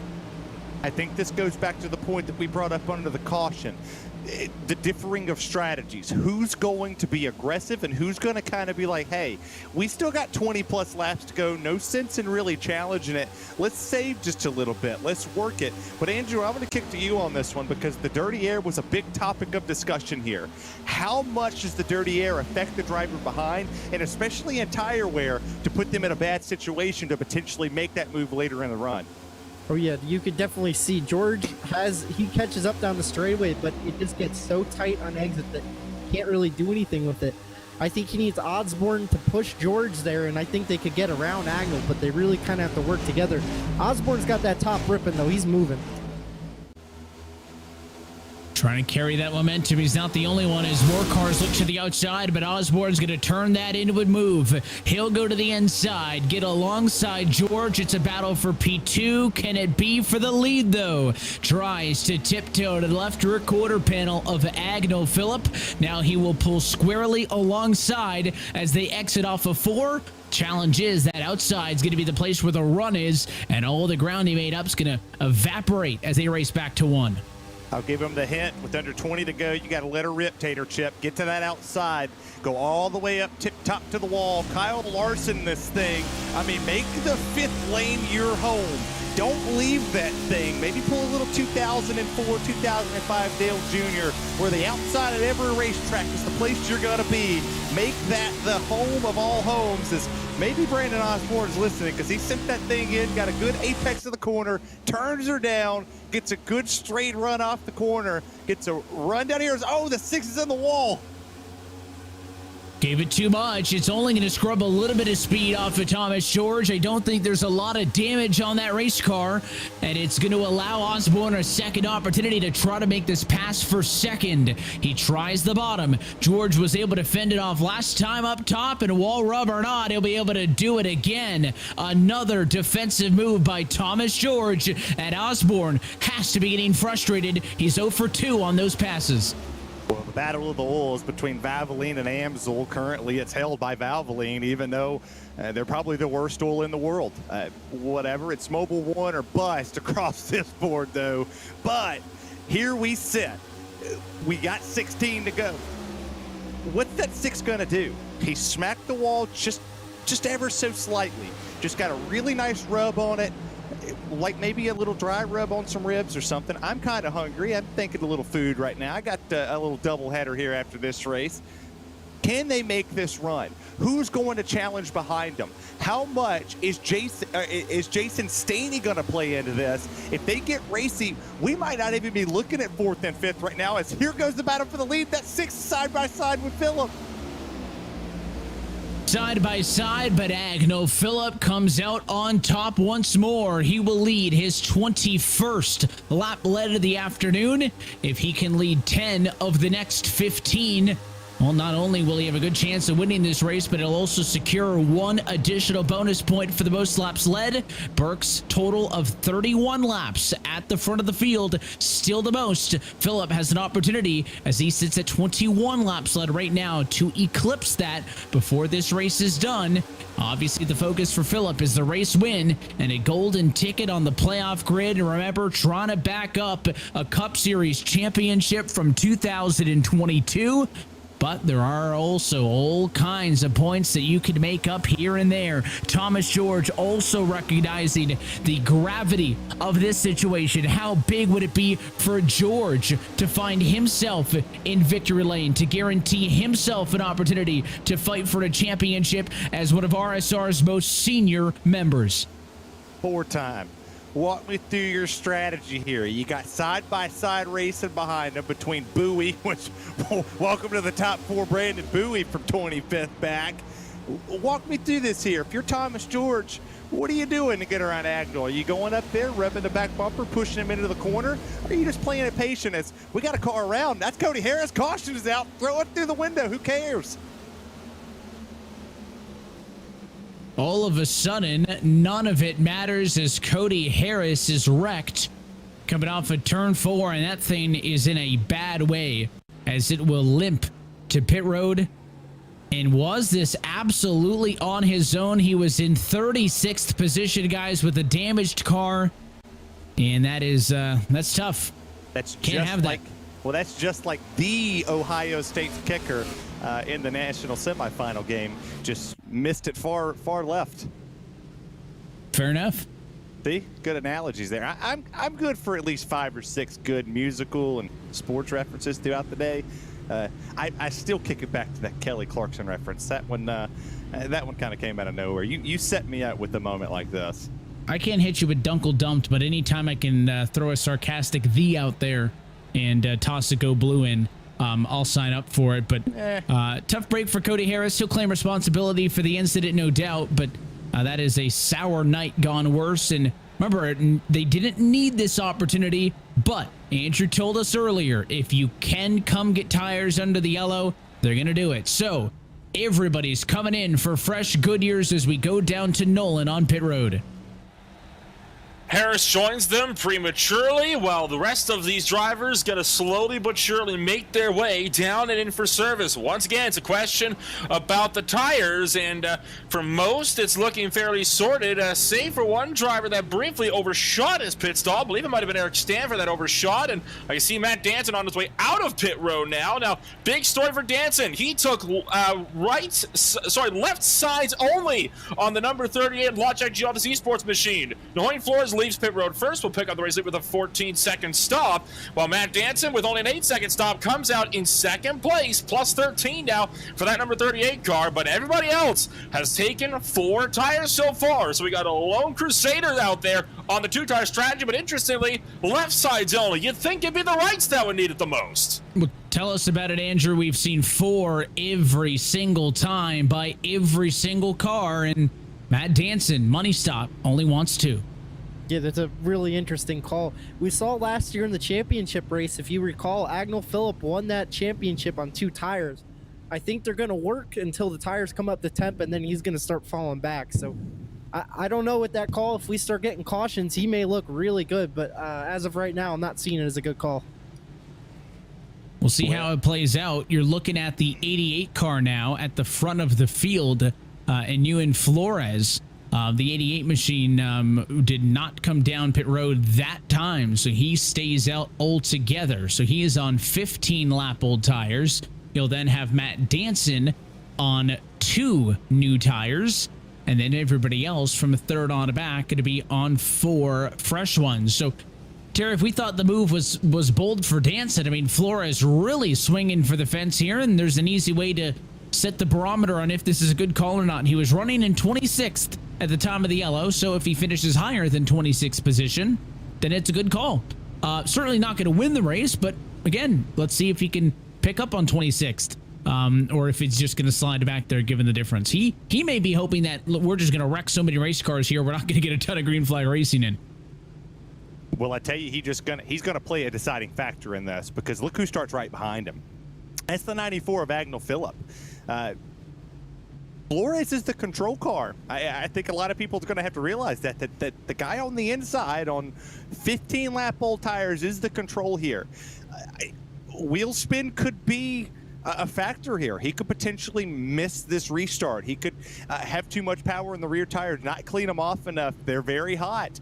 We don't know how hard he pushed it. His best lap time is 2/10 off of the fastest lap time of the ones around him.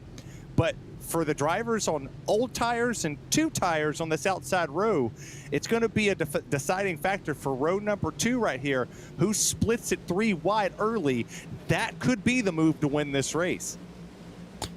We're going to find out. There's a couple of gamblers on the front row as Flores stays out and Danson takes 2. Agnel Phillip in third, the first on 4 fresh ones. Green flag and they're on again. Flores and Danson get together. Oh, and it is a huge crash at 9 laps to go. Oh my gosh. Just like I called it. Oh, fantastic. I see, Andrew, welcome to the show that I normally call action here that comes out. Wheel spin at its finest. Tried to hold the door, didn't work. You see Danson sliding down on the door here. Soon as he took off, wheel spin, kicked her to the right into Danson, and the whole field collides around, and it's the big one. 2 separate wrecks happened. You got the 51 wreck down there. I believe that is the every car from about 10th on back took a piece of damage here. Yeah, we really had a parking lot on the front stretch there. It just looked like Danson was trying to be real tight with that restart. They slipped up a little bit, and I mean, that collected the whole field crazy. It changes the whole thing of this race, and Agnel Phillip comes out of here looking very pretty. Well, you know what, Andrew? We say it all the time. It ain't no party like a parking lot party, and they're having a party on the front row up here. They wrecked, whole back front straightaway stopped. I think somebody had a grill out back there. They were going so slow. But yeah, you're right. Agnel Phillip looks like the smartest one, and maybe Brandon Bowie had the race lead. Who knows? So it's a tough situation there. You mentioned, Danson pinching down. Andrew, obviously Flores kind of scrubs the tires a little bit. You're expecting that. Does any of that fall on the Danson machine for pinching, or is that just you got to keep your car straight when you fire off? Yeah, I definitely think it's kind of a racing deal. Danson has to be that tight to see when they go. He was trying to pinch an angle there so he gets stuck behind that car so he could kind of take off with the lead. So I would count it as a racing deal, but you got to hold that car down on the bottom. It was kind of, you got to give a little more room, but it is what it is. You kind of have to do this late in this race. It does take several laps out of this race. Of course, I mentioned that Flores may have been banking on that, Terry. If, obviously his car wasn't going to be at pace with everybody else.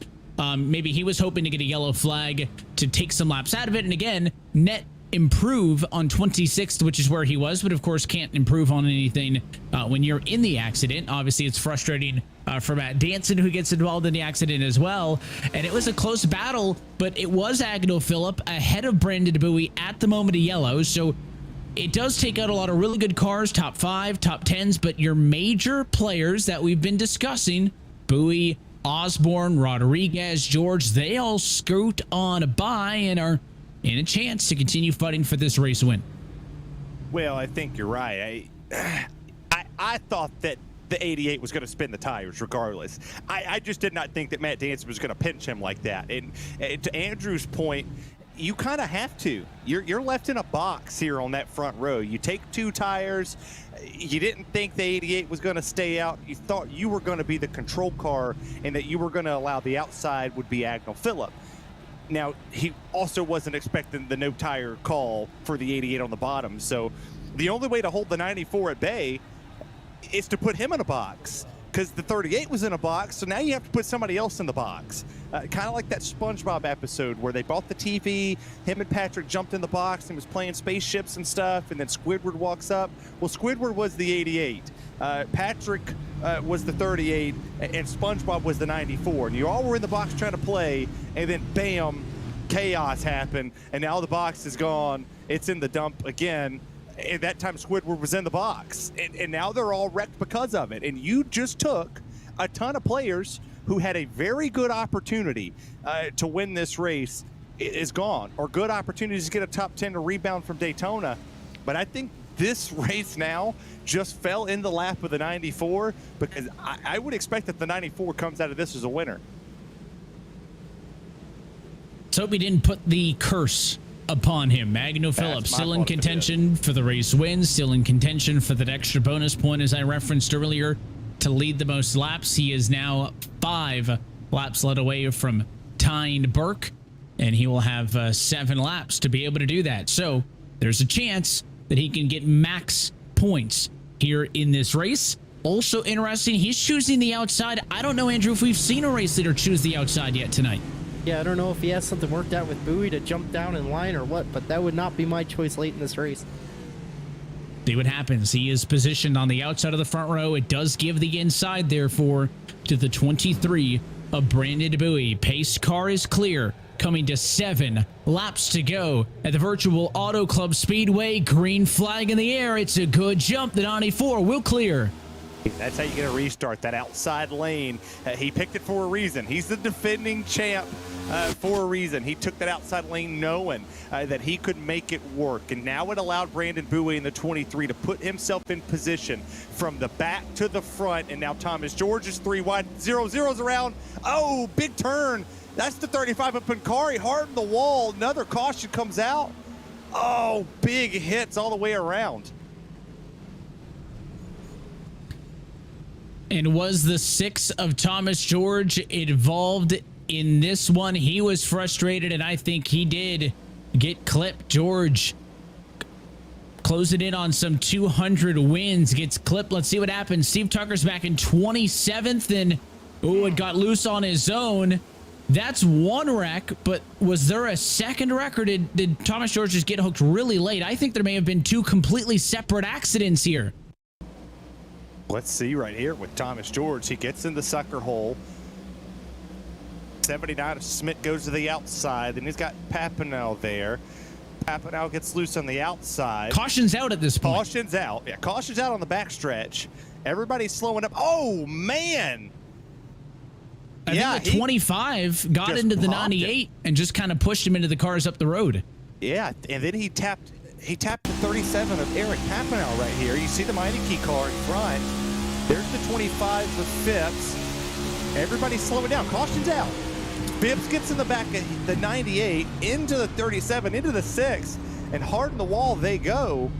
Luckily, the 6 kind of came away with minor damage, but the 25, what are you doing? Like, the caution's out. Like, the caution's been out. We called the caution halfway down the back straightaway, and he's still pushing. I mean, that's a caution after the caution that shouldn't have happened.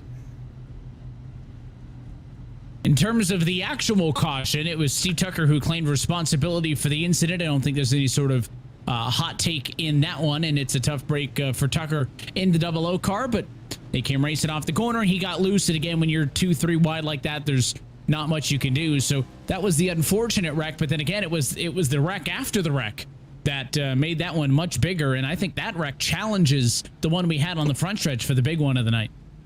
Yeah, and I agree with Dylan out there. No one had to decelerate when the yellow flag flies as an art. I don't get it.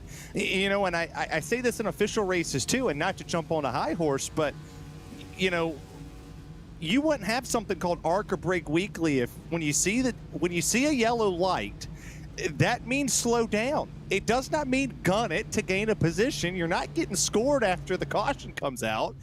You're going to get scored at the time of the yellow. You're going to get scored where you're sitting. You're not going to gain 15 spots by yanking the gas down and butt packing somebody in front of you to trigger something else. If you just let off the throttle, hit the brake, start to shift down, you bundle the field up, and holy crap, we get to go back racing without a green-white checkered attempt.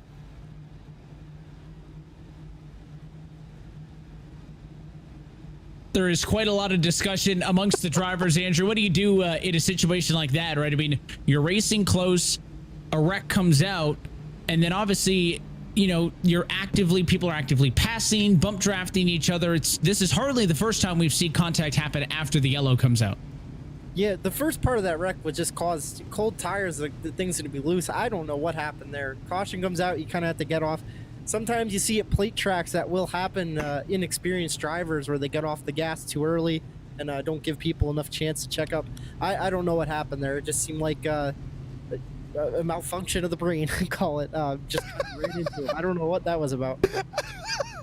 We have another me up here. Can we have him every week? Evan, I like him. You're rubbing off on him, man. I don't know if that's a good thing or a bad thing. Depends on the subject. Yeah, it depends on the subject. I don't know. I just don't get it. I get, you know, at a plate track, we see it. We see where the checkups start to happen. You're on the bumper. You're literally pushing the person in front of you. That caution comes out. I'm guilty of it. I've shoved somebody around on accident. I saw the caution, didn't really pay attention. I looked at the light, didn't see the driver in front of me slowing down. I popped him. I didn't take him out. That just triggered a wreck that should have never occurred down the back straightaway. You see the caution. It literally is there's 3 lights on the back straightaway that you see, and you missed all 3 of them. There was 3 chances to get off the gas, and we're still just shoving, and save that for when we take the green flag. Here we go. Pace car dives off with 3 laps left to go in regulation for race leader Agnell Phillip. Green flag in the air. It's a good jump on the bottom as he leads lap number 31 and locks up a bonus point for most laps led. Yeah, but look at Brandon Bowie on the outside. Oh no, Rodriguez doesn't care. He's a race winner. He got sideways, got in the side of the 80 there, almost turned himself, but hey, he's playing with cash money. He doesn't care what happens the rest of the season. He just needs to be in the top 30 in points. As here comes the 51 machine. He's sitting in 4th, trying to jump to 3rd here on this restart. They were nearly 4 or 5 wide in the midfield. A couple of cars struggling. Rodriguez! There they go! 98 car gets hooked. No. Do they hang on? Yellow flag is out. They do not. Up the hill and into traffic goes Jeremy Richmond, and we are headed to overtime in California. Ain't no better way to end this race than overtime. Look at the camera shot. There you go, Evan. You got something right. What a shot right there on that 98 machine. You made me bigger, but not too crazy. This all started with the checkup from the 16. That's where all of this began, was that he checked up, and then he was like, you know what? I don't care. I'm going 3 wide. 98 bounces the wall. Into the wall they go, then back up the track, into the side door. Wreck. This time everybody backs it down. People slide through the grass, doing a little monster jam rallycross style, and parked it. It's tough to tell. It looked like that the 16 car of Rodriguez was going to hit Richmond no matter what. But Rodriguez will not have to get a penalty because it will be claimed by the 98 machine of Jeremy Richmond. So he has claimed responsibility for that accident. Obviously, he's already been involved in the wreck, so an EOL penalty is not really going to hurt him too much. But I will say, we go through the opening half of this race with 3 yellow flags. Andrew, we have had 3 yellow flags in the last 9 laps, but really no shock there, right? I mean, once you get that one late in the race, this is kind of what you expect when drivers aren't saving fuel and they aren't taking it easy, and, you know, it's 110%. Yep, what's the old saying? Cautions breed cautions, and we're seeing that here. I've been extremely impressed with Agnell Phillip on these restarts. He's been getting out, you know, half a second. I don't know if these guys can catch up within 2 laps. So going to be interesting if Bowie can make something happen. But that 94 is looking awfully good. And he proved me wrong, I'll say that. He started on that outside and took off like no one's business. He did. He had a really good jump. Obviously, Nolan, I'm sure there's lots happening down there on pit road as drivers are trying to patch these race cars back together, but seems like a lot of the wrecks have been so hard that if you've been in them, I don't know how much hope you got left. Well, you'd actually be a bit surprised on that one, Evan. These last few cautions, pit road's been quieter than the interstate at 3 a.m. I mean, this has been a fairly tame pit road so far. I think a lot of drivers at this point, they've used up almost all their stuff. They're not willing to sacrifice track position. In fact, Thomas George, 2 cautions ago, was saying on the radio he wasn't willing to give up a top 6 spot, even though he had steering damage, when you know you had less than 10 laps to go. So it's been very quiet down there. Nobody wants to take the gamble that you're going to be able to come down pit road but lose about 30 spots and not have the chance to make them back up by the race's end. Lights out on top of the pace car this time by Jeremy Richmond, claimed responsibility for the most recent yellow, so he'll receive the end of the longest line penalty. And for the second restart in a row, Agnell Phillip will choose the outside line. That will put Bowie to the bottom, assuming that he can get a good jump just like last time. Don't see any reason why the 94 car can't be in control. Let's talk you through overtime procedure. This is attempt number 1 of 3 at RealSimRacing overtime. If the caution comes out before the 1 to go, the race will restart and we'll try it again.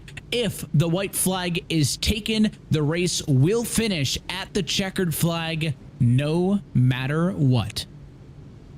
Yeah, I don't think we're going to do just one.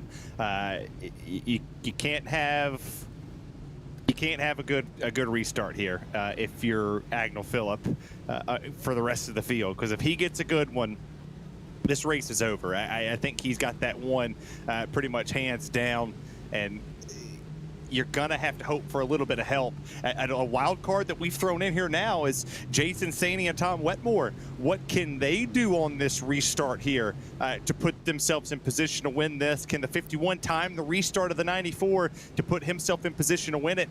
Time's gonna tell, but the pace car is about to turn down pit lane.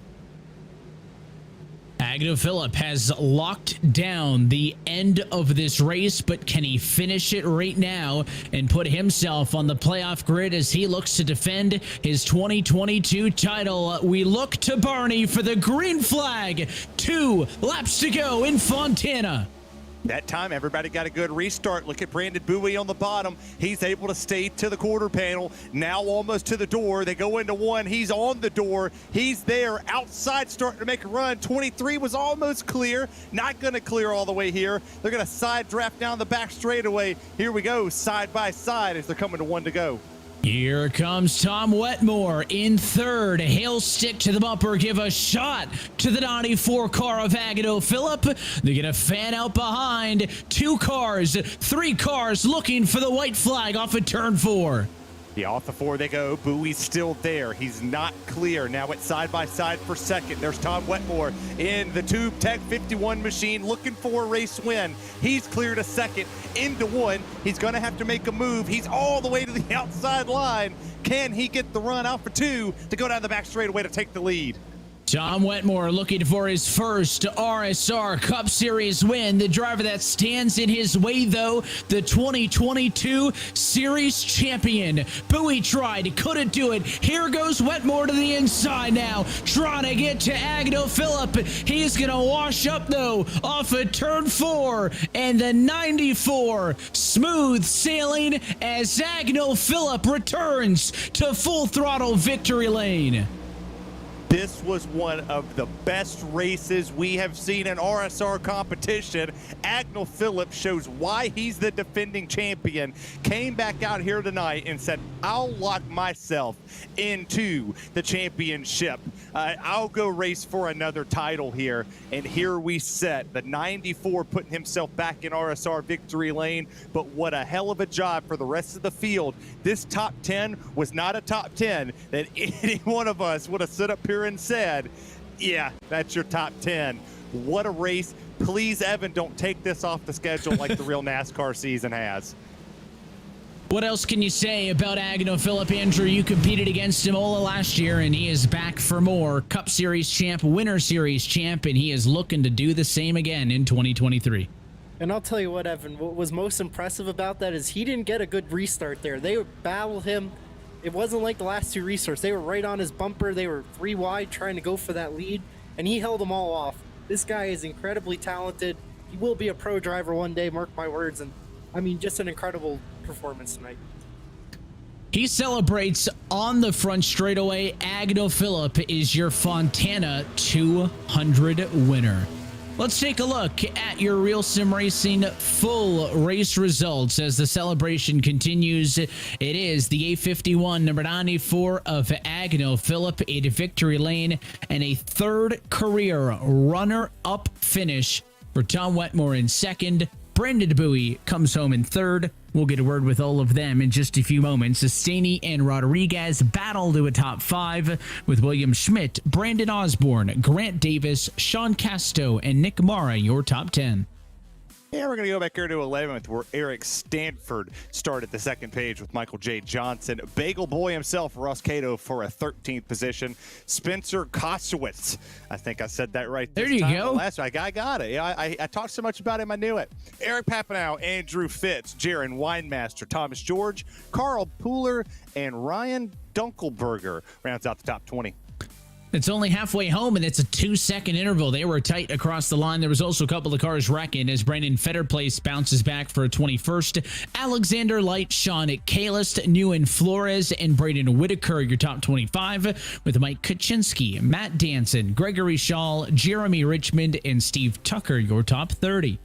We'll round out the rest of the field with Michael Araya, Brian Dixon, Richard Woodruff, Cody Harris, Richard Woolseyfer, yeah, sure, Brett Bakari, Joseph Tice, Bradley Burke, Sam Nieto, Paul Bergoli. Rounds out your top 40, and your final 3 drivers, Jeremy Miller, Tom Morano, and Steve Durham, 43rd, first car out of the race.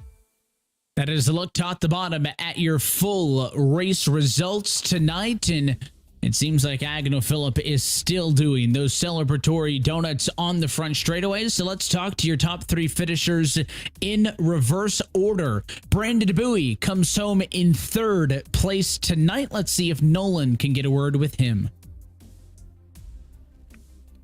So far, we're going to be talking to the likes of Brandon Bowie here, talking with that 3rd position. Brandon, holy cow, what a way that this race ended up turning up later on in this one as you go from 13th to 3rd. But to say it was a struggle to get through those last 10, 15 laps or so, to say the least, is a bit of an understatement. Yeah, that's a great word for it. Understatement. Yeah, it was, the whole race in general was kind of unexpected. I really didn't know what to kind of expect, so I kind of fell back and was kind of just trying to save my tires and stuff, and kind of learned a couple things. So about halfway started to work my way up, and kept hitting like a wall. Just couldn't get any further than top 10. Kept messing up on pit road. Finally started to do good on pit road, and then I was able to finally start moving forward, start being in the top 5, and I thought I had something for Agnell. Side drafting really, really good there on that backstretch. I think coming to the white. And I knew whoever the 51 went with, it was probably going to win. But, I definitely gave it my all. Finished top 5 last week. So just trying to keep the momentum and hopefully have a better season than I did last season for sure. Of course, we were talking about tires a whole lot throughout the course of the night and how on edge a lot of these cars seem. It's a far cry from the race last year where it seemed like everybody was on rails with how much it was pack racing for the Bowie Esports crew. What do you think it was out there tonight? Was it just the tires, or was it the package as a whole that kind of changed things up from last season? I think it's a little bit of both, honestly. I think the way how we have to be mindful of the tire wear and just trying to make sure that we're not slipping those tires coming off the corner. I think that's probably the most crucial thing that we have to really focus on. And the air and the package as far as drafting and stuff like that, I feel like that's about the same. But now it's like you put that on top of like tires that really, really wear. And man, I mean, you're slipping and sliding. So, the guys that, could keep it clean, stay out of trouble, and do really good on saving the tires. I mean, you pretty much saw them there at the end. I think if, you can save your tires, then you'll definitely have a good race. So, and I think that's basically what we saw tonight, with the way how the top 5 finished. Next week, we swing on out to the West Coast to Sin City at Las Vegas, Nevada. What's going to be the reaction as we get set to go to America's gambling capital? Honestly, I think it's the same thing. Same mindset, same game plan that you kind of went into for Auto Club. Wish this wasn't the last race for Auto Club. I'll say that. Definitely going to be missed. I love this track. Vegas, like I said, it's very similar. Tire wear is going to be important. Whether you on the high line or the bottom or the middle. So a lot of different options to kind of move around. But it's still going to be the same where, you have to really focus on saving those tires and trying to be there at the end to go for the win. Thank you for joining us up here tonight, Brandon. Congratulations on the hard-fought third-place finish. Hopefully it'll be 1 or even 2 better at Las Vegas next week. All right. Thanks, Nola. That was Brandon Bowie joining us up here in the Boosted and Williams Automotive Repair number 23 Toyota Camry. We'll move things on down to the second place runner. Started the top 10, finishes on the podium as a runner-up. Tom Wetmore in the Tube Tech Chevrolet, standing by with Terry Radford. Old Tom Wetmore, that 51 machine looked good up there in second. What a race. You had a chance to go take that win from Agnell Phillip. Just come up just a little bit too short. What was the drive down there going into 3 and 4, trying to set sail to get the lead?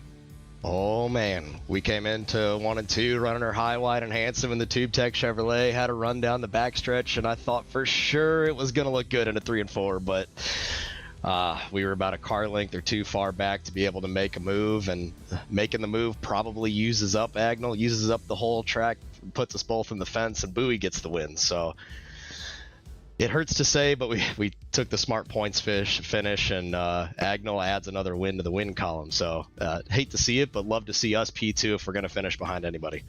Well, the Roadhouse esports manager on Twitter was messaging back and forth with me throughout the show and said, watch the ride from the 51, from the back to the front. He's going to drive it like he stole it. Those wheels might come off. You did. You come up here to second. You made them all proud. What's the rest of the season going to look like for that 51 machine? I think if you had a little bit more orange on that sucker, you probably would have won it. I tell you what, we're going to paint the whole thing orange at this rate. I think it was about lap 55. We were backwards through the backstretch there as Cody Harris made collision with, I think it was the 18 car. So we started about P29, but somehow we rode the high, wide, and handsome line, that $30 t-shirt line, and oh man, I tell you what, I knew we had the protection of Robin Steele Attorneys at Law on board in case we got into trouble with anybody maybe running a little bit too close, but we were really fortunate. Drove around the, like I said, outside, inside, and avoided a lot of incidents to drive from P29 up into the top 10 there, and then some challenges with some cars on no tires, and set us up for a couple short runs there that we were able to take advantage of. So I certainly hate to see the race play out for a couple of the guys that I like to race with over at the Flat Out guys. Got to give a shout out to Bradley. He led a lot of laps to get involved in an accident early. Maybe if he had Robin Steele attorneys at law, he might be able to have a little bit of extra support on his side too. But Congratulations. For the rest of the season, man, we got a long road ahead. We just got to put this thing in the winner's circle, Terry. That's what I like to hear. Congrats on P2. And for everybody else watching, that's Driver. That's how you plug your sponsors and how you ran your race. Appreciate your time, Tom Wetmore. You have a good rest of your night. We'll see you next week in Old Sin City and Evan's backyard for a little bit longer. That's P2. Evan, I think you're standing by with the defending champ and, oh, yeah, the guy who just locked himself into the playoffs again, Agnell Phillip.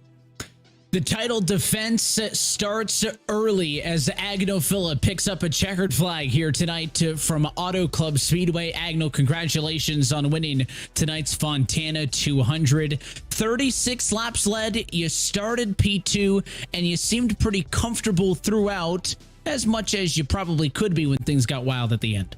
Yeah, I felt like I managed that race pretty good. Just kind of from start to finish, I was kind of on target at every point, which was the goal. At the beginning, we were just trying to save fuel for a bit, try to get into a good window on fuel, and then with the various cautions, the strategy changed a little bit, and I felt pretty good about kind of staying on top of that and knowing what we needed to do. A couple times maybe got a little shuffled, I think, in the middle of the race there, but it all worked out. And it's good to kind of lock the playoff berth down early in the season so that we can really use the rest of this time to really just work on various parts of running this car, running in this league. It'll definitely free me up to do a lot of kind of experiments with different things. You have only finished outside of the top 10 once in your last 14 Full Throttle RealSimRacing Cup Series races. Obviously included in that was the championship last year. What is it that's clicking? You picked up seemingly right where you left off at the end of last year with the title. Yeah, I think, I just have experience now with this car, and I feel like I know how I want to drive it. And I didn't really feel that way for most of last year. I wasn't worried about it because the goal was to try and ramp up to kind of be in peak form by the playoffs. But I think overall, like, the goal was to just kind of come to grips with it, and what you've seen in those, whatever that stat is, which is kind of crazy when you say it like that, knowing the guys have been racing around for the last 14 weeks. That's a pretty stout competition. But just once it started, like you said, clicking, it was just a question of kind of cleaning up some of the mistakes, I think, and trying to just put myself in better spots, and try to really race to get the best result possible. That's what I was trying to do towards the end of last year. Often that meant second to Kevin, but